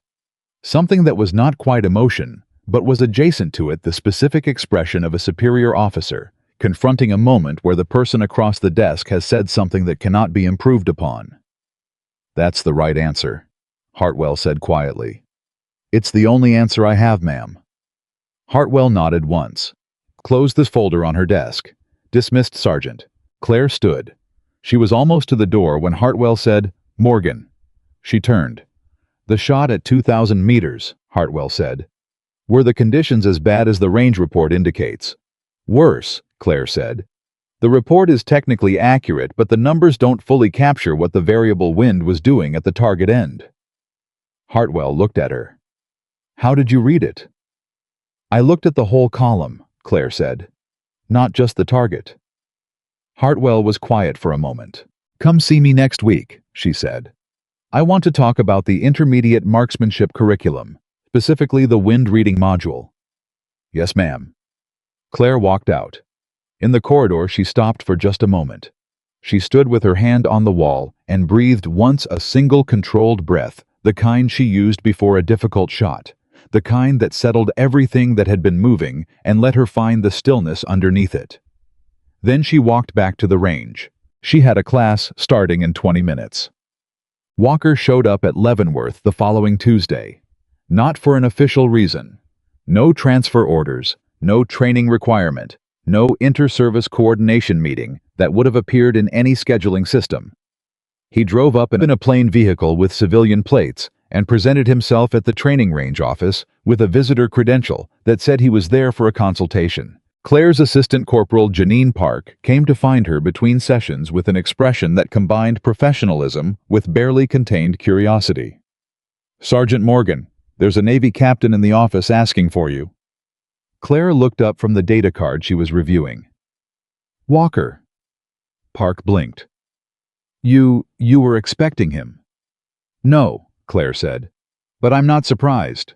She found him in the training facility observation area, standing at the large window that overlooked the primary range where her afternoon session was about to begin. He was watching the students set up with the focused attention she was beginning to understand was simply how he existed in any environment that involved shooting completely without reservation, as if the range was the only thing in his field of awareness. You drove 3 hours, she said. 4, he said. There was construction on I-70. Walker. I wanted to see the program, he said. He turned from the window. He looked different in civilian clothes, not smaller exactly, but more human somehow, less armored. I wanted to see what you built here. She looked at him for a moment. You could have called. I could have, he agreed. But then I would have been hearing about it instead of seeing it. He nodded toward the window. Those your students. She looked. Through the glass, Ellis was setting up at the far bench, arranging his data card with the careful attention he brought to everything. Next to him, a specialist named Torres was checking her bolt face with the instinctive professionalism of someone whose habits were becoming automatic. Down the line, 6 more students in various stages of preparation, each one carrying some version of what she had given them over the past weeks. Those are my students, she said. The one on the far left, Walker said. The corporal. Ellis. The way he's reading the wind right now, he's not looking at the flags. No, she said. He's looking at the grass at the base of the berm. The behavior of the air around the flags, not the flags themselves. Yes. Walker was quiet for a moment. How long has he been in the program? 6 weeks. He turned and looked at her. 6 weeks. He catches things quickly, she said. He catches things quickly because someone taught him what to look for, Walker said. There's a difference. He looked back at the window. How many students have you run through this program in 6 years? She thought about it. Full program completions, somewhere around 300. Partial rotations, advanced modules, returning soldiers, closer to 500 total. Walker didn't say anything for a long moment. She knew what he was doing. She could see him doing the math, running the numbers through whatever internal accounting system he used to assess things that mattered. 500 soldiers, 6 years, what they learned, where they went, what they did with it in the field. The invisible reach of what happened in this building. Reynolds called me again, he said. This morning. She looked at him. The review is complete, he said. His voice was careful, measured. The voice of someone delivering information they know carries weight. The notation in your file has been removed. The Kunar province action has been reclassified. The determination was reversed. The official record now reflects that your actions during that operation were consistent with the best available judgment, given the time constraints and information available. She was very still. Additionally, Walker said, Reynolds is recommending a formal commendation for the action itself. 6 years late, but I don't need. I know you don't need it, he said. Not sharply, just directly. He's recommending it anyway, because the record should be complete. Because the 12 men whose names are in that mission file deserve to have the record show who made it possible for those names to appear in the returned column instead of the other one. She turned away from the window. She walked to the bench along the back wall and sat down. Not because her legs were unsteady, but because she needed a moment where she wasn't standing, where she wasn't performing the controlled, upright posture of a sergeant in a training facility, where she could simply exist for 60 seconds without the professional armor fully engaged. Walker didn't follow her immediately. He gave her the 60 seconds. Then he came and sat at the other end of the bench. How do you feel? He asked. It was a direct question. Simple. The kind Walker almost never asked, because he was a man who read people and usually knew the answer before he asked. He was asking it now because she was someone who didn't always show the answer. She thought about it honestly. Like something finished, she said. And I'm not sure what comes next. What do you want to come next? She looked at the window. Through the glass, her students were beginning the session. Ellis had settled into his position and was doing the pre-shot routine she had taught him. The full air column, read the wind logic, the patient construction of the picture before anything else. This, she said. I want this to come next. Walker followed her gaze. The program, he said. The work, she said. I want to keep doing the work. A pause. But maybe more of it. Better version of it. The wind reading module that Hartwell wants to revise. The advanced curriculum that's been sitting on my desk for 2 years because there were always more immediate things. She stopped. The things I've been saying I'll get to. Get to them, Walker said. That's your advice. That's my observation, he said. You've been running this program at partial capacity because part of your energy has been going toward carrying something that's now been set down. That energy is available now. Use it. She looked at him. You came 4 hours to tell me that. I came 4 hours, he said, because I wanted to see what you built, and because Reynolds's news deserved to be delivered in person. He paused. And because you told me my trigger brake lag was habitual, and I've been trying to fix it for 4 days, and I have questions. She stared at him. Then she did something she rarely did in professional settings. She smiled. It wasn't a large smile, but it was real. The patience drill, she said. Are you holding the discomfort or braking to relieve it? Braking, he admitted. Every time, at exactly 7 seconds. 7 seconds, she repeated. Consistent. Embarrassingly consistent. That's not a problem with your technique, she said. That's a problem with your threshold. Someone trained you that 7 seconds was too long, and your nervous system believed them. How do I retrain it? Same way you retrain anything that your body believes, she said. Slowly, with repetition in conditions that are safe enough to be uncomfortable without being threatening. She paused.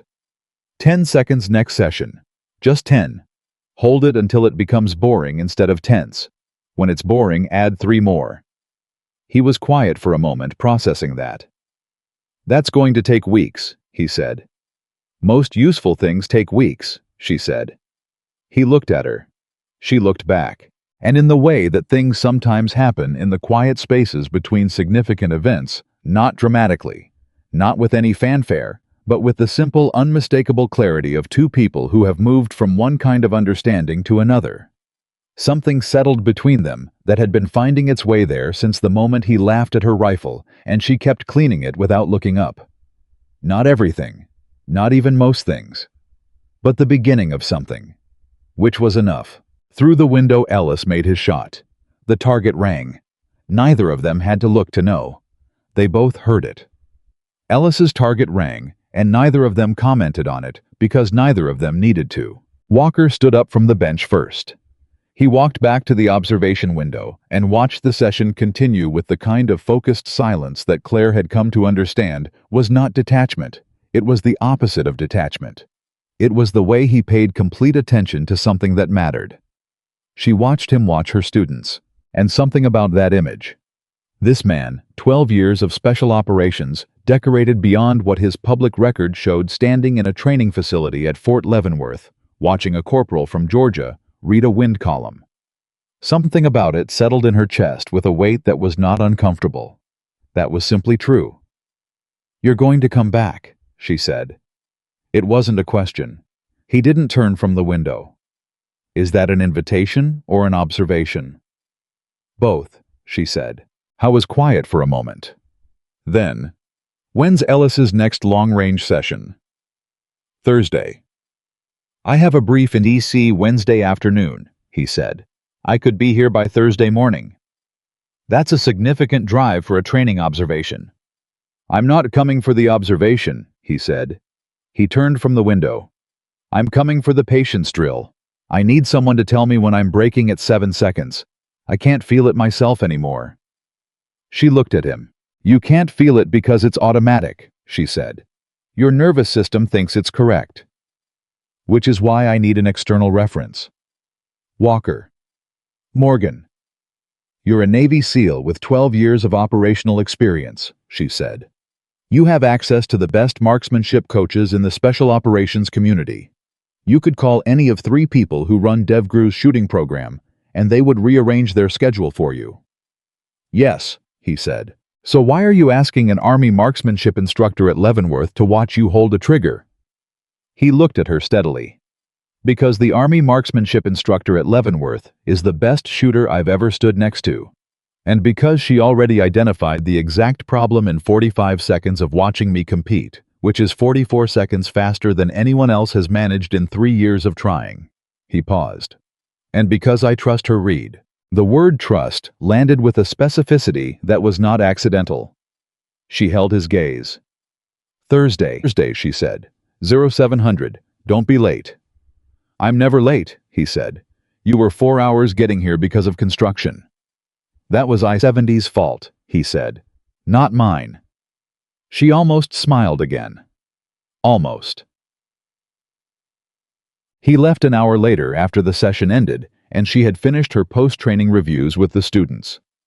She walked him to his vehicle in the late afternoon, and they stood for a moment in the cooling air with the particular ease of people who had moved past the need to fill silence and had arrived at the place where silence was simply comfortable. "The commendation ceremony," Walker said.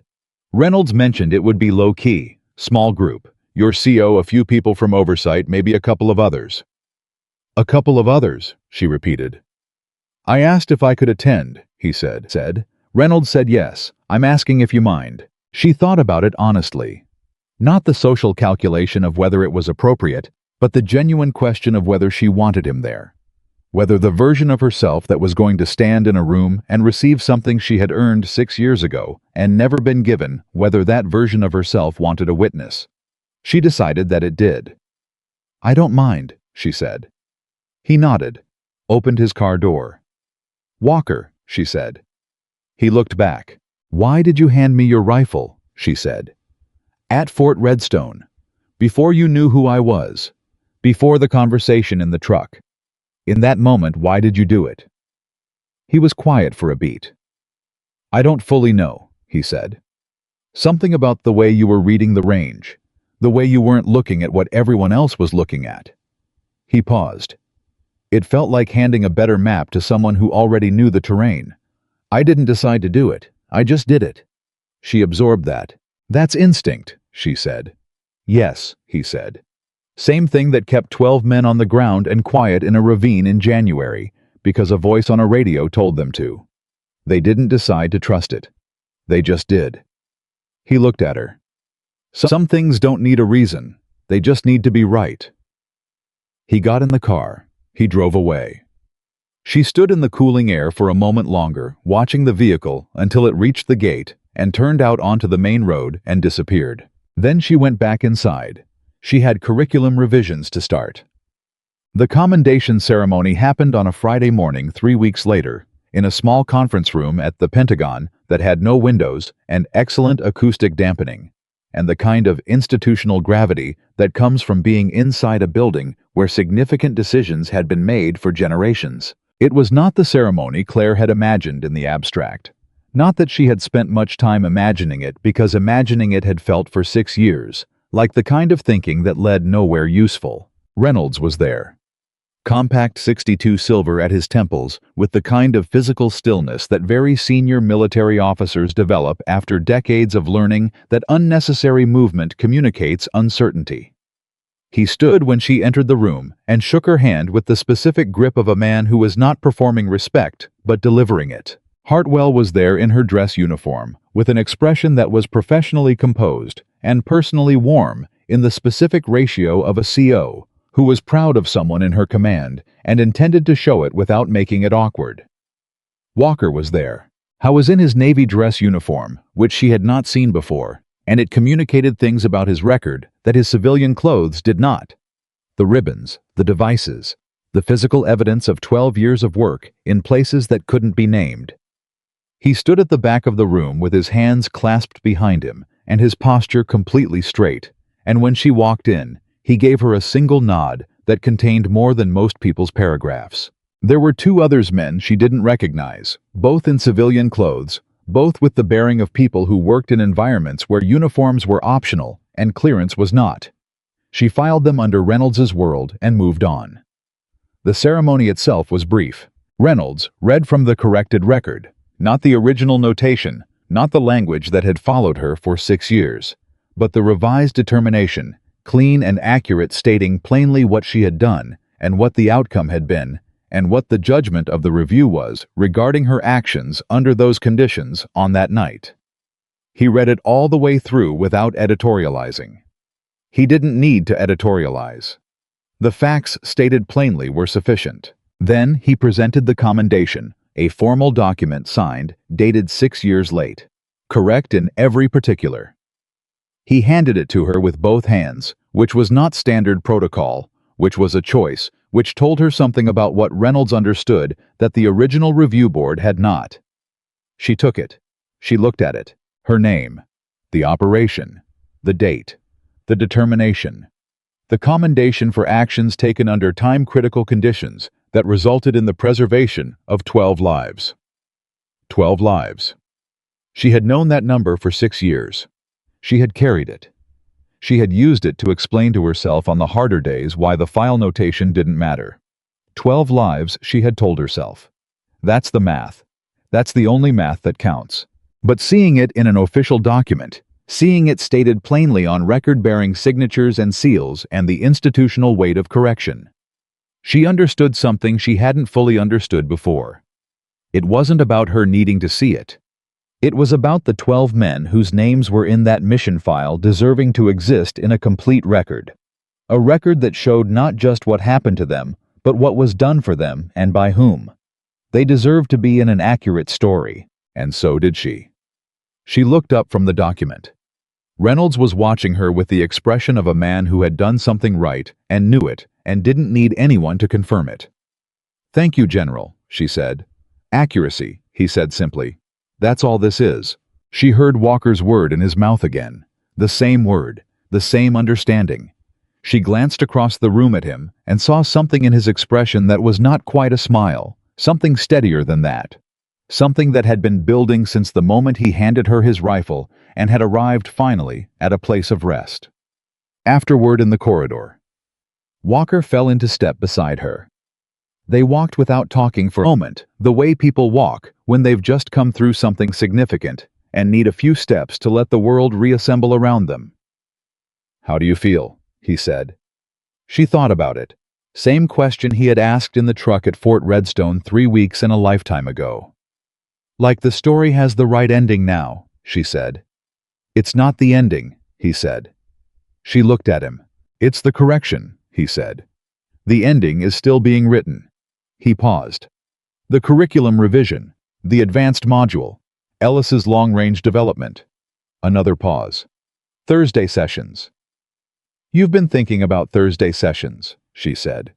"I've been thinking about the patience drill," he said. "I held 11 seconds last Tuesday on my own." "In training or in a session?" "Training." "Try it in a session," she said. "With other people on the line. With noise and movement and someone next to you making a shot while you're holding. That's when the 7-second habit comes back." "I know," he said. "That's why I need the external reference. The external reference has a program to run." "I know that too," he said. "I'm not asking you to restructure your schedule. I'm asking for Thursday mornings when the timing works." She was quiet. "Walker," she said. "Morgan, are you actually asking to be coached?" she said. "Or are you looking for a reason to be at Leavenworth on Thursday mornings?" The question was direct. The kind of direct that their entire relationship had been from the first moment in the debrief when he noticed her hand-calculated dope card and stopped at her bench. Neither of them had ever been good at the indirect approach. It wasn't in their training, and it wasn't in their nature. He was quiet for exactly 3 seconds. "Both," he said. She held his gaze. "Then come Thursday," she said. "But you're running the patience drill for real. I'm not going to go easy on you because you drove from wherever you're based." "Virginia," he said. "And I don't want you to go easy on me." "Good," she said. "Because I won't." 3 months later, Corporal Ellis qualified for the Inter-Service Long-Range Marksmanship Invitational Selection Pool. He was the youngest soldier from the Leavenworth Marksmanship branch to qualify in 11 years, which was a fact that Master Gunnery Sergeant Alvarez noted in the selection documentation with the specific satisfaction of a man who tracked records and understood what they meant. Claire found out from Hartwell, who called her into the office on a Tuesday morning with the folder open on the desk and a look on her face that was doing a poor job of being professionally neutral. "Ellis qualified," Hartwell said. "Yes, ma'am," Claire said. "You knew." "I suspected. His last 3 qualification strings were at the threshold. The selection criteria aren't public, but the performance standards are inferable." Hartwell looked at her. "You inferred them. I wanted to know if he was on track." "And you didn't tell him?" "No, ma'am." "Why?" "Because if he knew he was close to a selection threshold, he would have started performing for the threshold instead of performing for the work," Claire said. "The work is what got him there. I didn't want to change what he was doing." Hartwell was quiet for a moment. "Sit down, Morgan," she said. Claire sat. Hartwell closed the folder. She leaned back in her chair with the posture of someone who had made a decision and was now delivering it. "The advanced curriculum proposal you submitted," Hartwell said. "The expanded wind reading module and the intermediate long-range development track." "Yes, ma'am. I've reviewed it with the branch training office," Hartwell said. "It's been approved for implementation beginning next quarter." She paused. "I've also submitted a request to expand your instructor cadre by 2. You'll have the authority to select them." Claire was still. "Additionally," Hartwell said, and her voice changed slightly, took on the careful quality of someone delivering news that they are aware is significant. "Reynolds's office has been in contact with the branch. There is interest at the JSOC level in a cross-branch marksmanship development initiative, a program that would bring elements of your curriculum to special operations pre-deployment training." The room was very quiet. "That would mean," Claire said carefully, "extending the program beyond the branch." "Significantly beyond," Hartwell said. "It would mean that what you've built here, The methodology, the curriculum, the approach would become part of how special operations personnel prepare for deployment.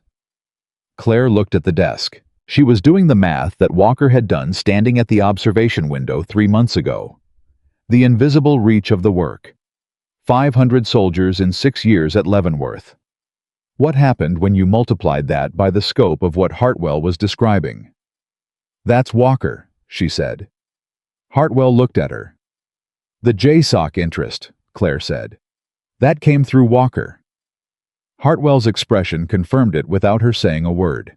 "He submitted a formal proposal to Reynolds," Hartwell said, "based on his observation visits. He documented his own performance improvement, specifically the trigger brake issue, and attributed it directly to the methodology. Reynolds found it compelling." Claire was quiet. Walker had driven from Virginia to Leavenworth 7 times in 3 months. He had run the patience drill until it stopped being a drill and became simply how he shot. He had sat in on her sessions with a data card and a clipboard and said very little, which from Walker meant that he was learning things he didn't already know.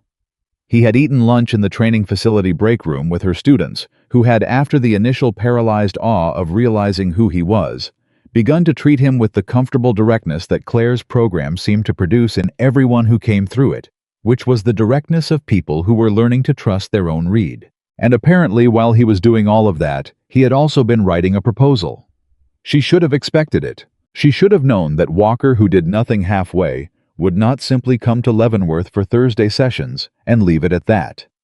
That he would apply the same systematic thoroughness to everything he encountered here that he applied to his own shooting, observing completely, processing completely, and then acting on what he found with the full weight of whatever resources and relationships he had available. She should have known. She found that she was not on reflection surprised. She found that she was not on reflection anything except quietly, carefully, in the controlled way she felt most things grateful. "Ma'am," she said, "this program expansion, the cross-branch initiative." "Yes, I want to lead it," Claire said. "Not administer it. Lead it. The curriculum design, the instructor development, the methodology standards. If it goes to the JSOC level, I want to be the person who makes sure it gets there right." Hartwell looked at her. "That's a significant scope increase from your current role," she said.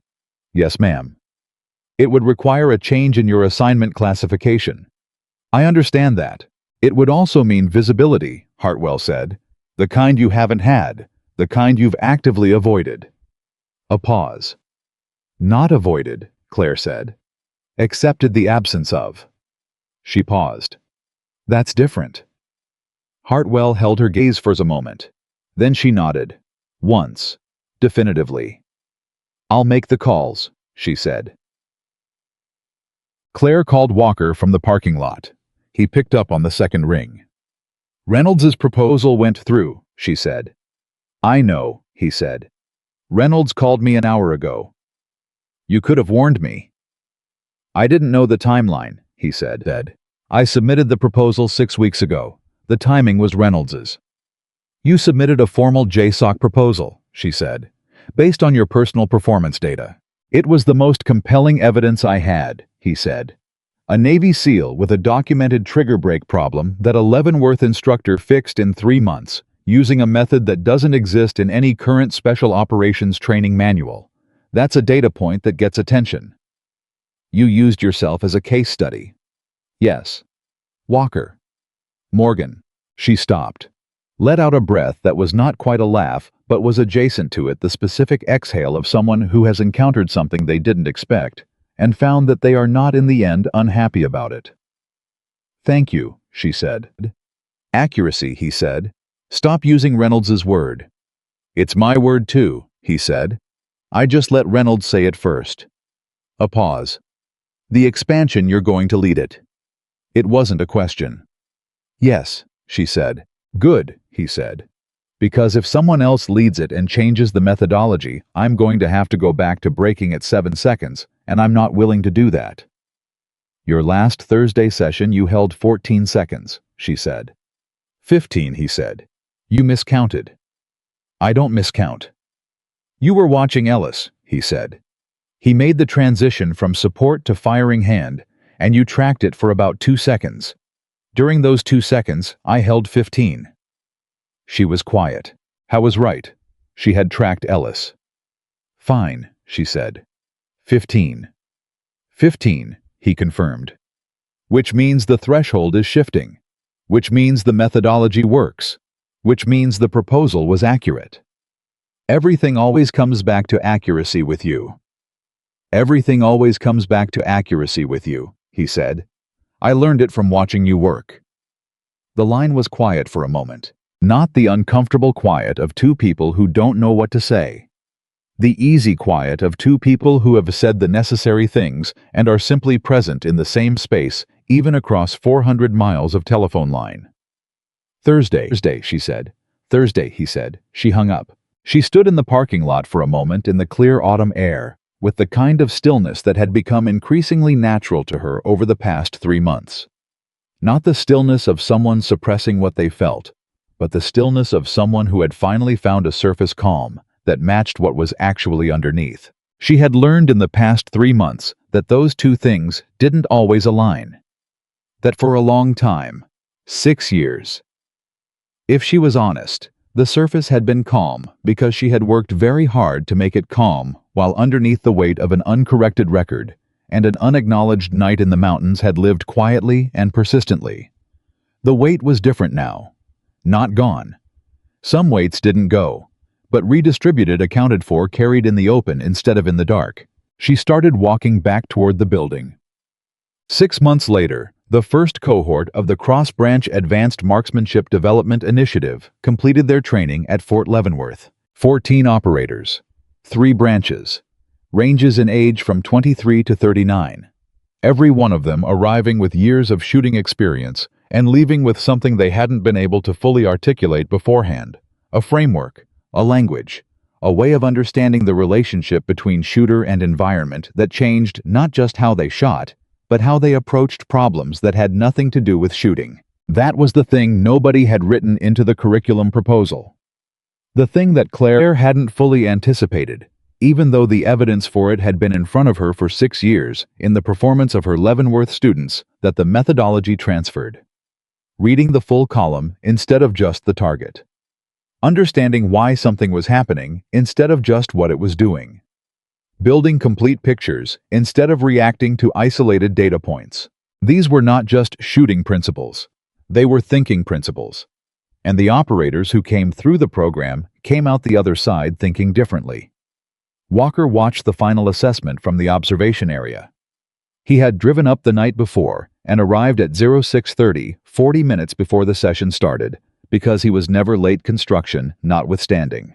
He stood at the window with his coffee and his data card, which he still kept because old habits died slowly, and also because it was useful, and he watched 14 operators work through the final long-range assessment with the kind of focused attention that had become over 6 months of Thursday sessions deeply familiar to Claire.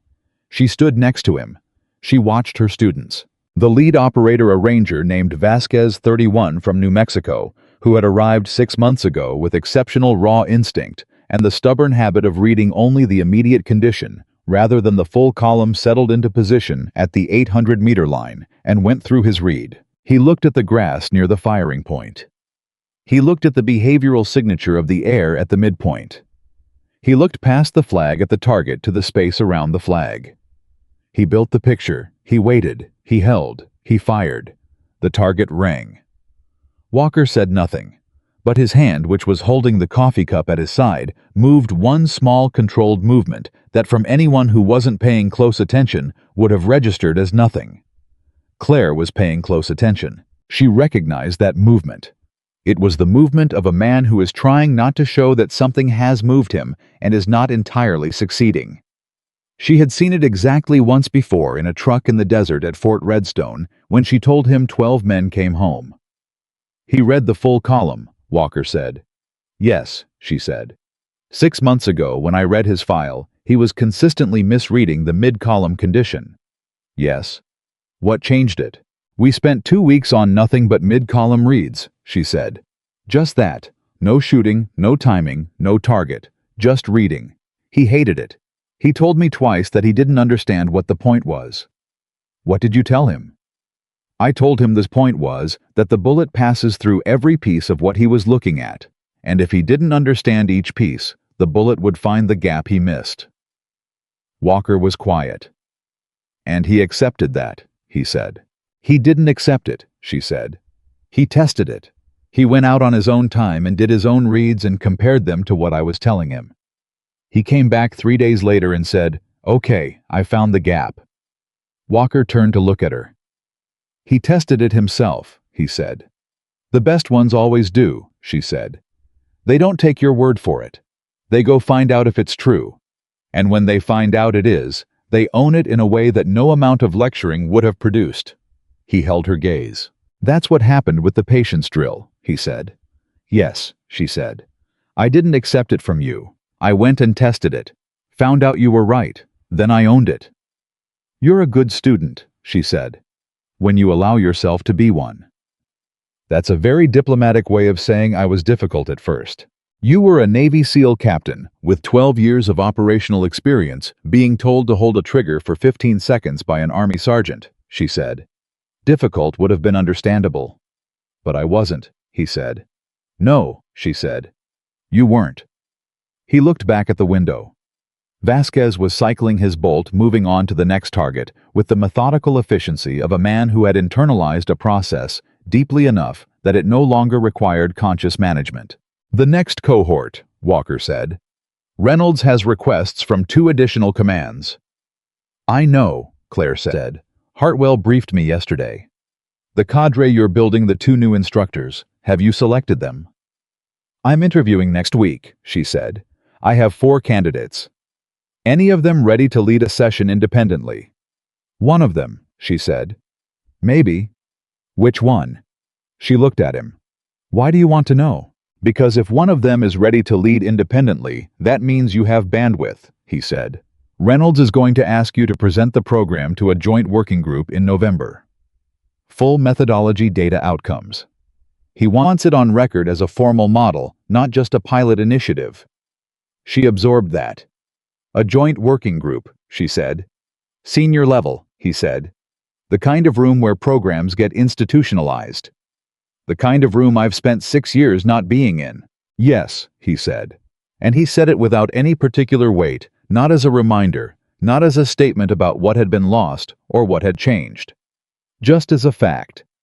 The kind of fact that existed on one side of a line and everything she had built since Fort Redstone existed on the other. She looked at her students through the glass. Vasquez had moved to the 1,000-meter line. The 2 operators next to him were building their reads with the patient, methodical attention of people who had learned to trust the process. Down the line, the youngest operator in the cohort, a specialist named Chen 23, who reminded Claire of Ellis before he'd found his confidence was doing something that stopped her. Chen wasn't looking at the target. Chen was looking at the space. All of it. The full column. Claire hadn't taught that specific technique to Chen directly.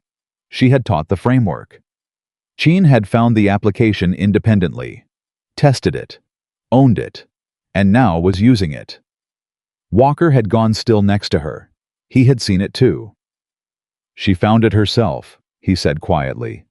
She did, Claire said. 6 months ago she couldn't. She couldn't read past the immediate condition, Claire said. It's the most common gap. You learn to process what's directly in front of you because that's the survival instinct, the immediate threat, the immediate condition.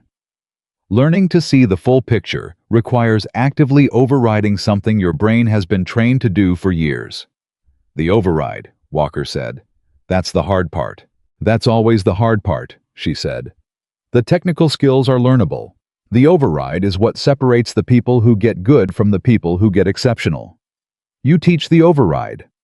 I try to, she said. Sometimes they teach it to themselves. That's better. He was quiet for a moment. Then, you know what you're doing, Morgan. She looked at him. You've always known, he said. The reading, the teaching, the people you've always known exactly what you were doing. The system caught up late, but you knew. She held his gaze. So did you, she said. At Fort Redstone, when you handed me your rifle, you didn't know why, but you knew. Instinct, he said. Right, she said. The override working correctly. You let yourself see the full column instead of just the immediate target. He smiled. It was a real smile, not the controlled professional expression she had seen at Fort Redstone, not the guarded acknowledgement she had come to know over the past months. A genuine smile, the kind that arrived without strategy, because something true had been said with enough precision that the response was involuntary.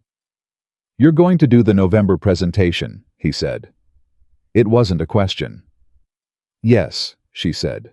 And you're going to walk into that room the same way you walked into Fort Redstone. With a standard issue rifle, she said.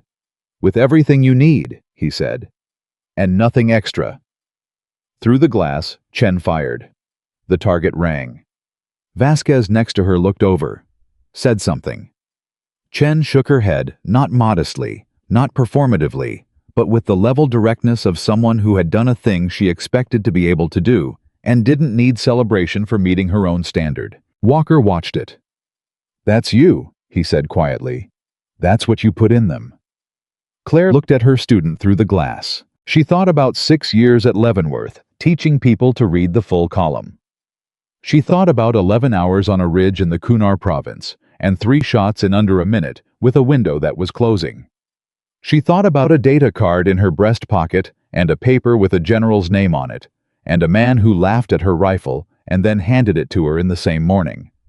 She thought about 12 men who came home. She thought about Ellis at 14 seconds, and Vasquez finding his gap, and Chen reading the space instead of the target.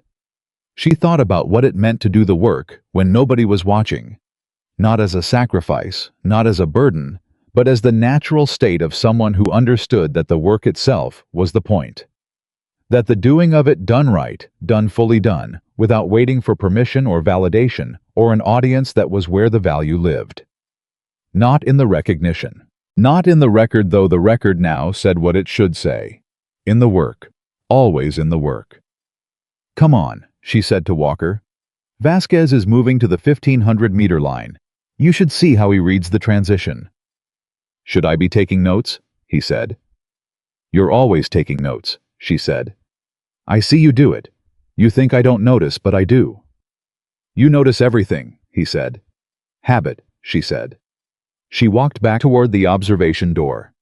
He fell into step beside her, and that was how it was, the quiet woman who had never needed anyone to know her name, and the man who had spent 6 years trying to find out what it was, walking side by side through a building where the next generation of exceptional shooters was learning to read the full column, because someone had decided 6 years ago in the mountains of Afghanistan that 12 lives mattered more than her operational mandate, and had been right, and had kept showing up every single day since, to make sure the truth of that decision found its way into the world. One student, one session, one clean shot at a time. The greatest warriors, it turned out, were not the ones who demanded recognition. They were the ones who kept doing the work until the work spoke for itself. And Claire Morgan's work had been speaking for a very long time. The world was only now beginning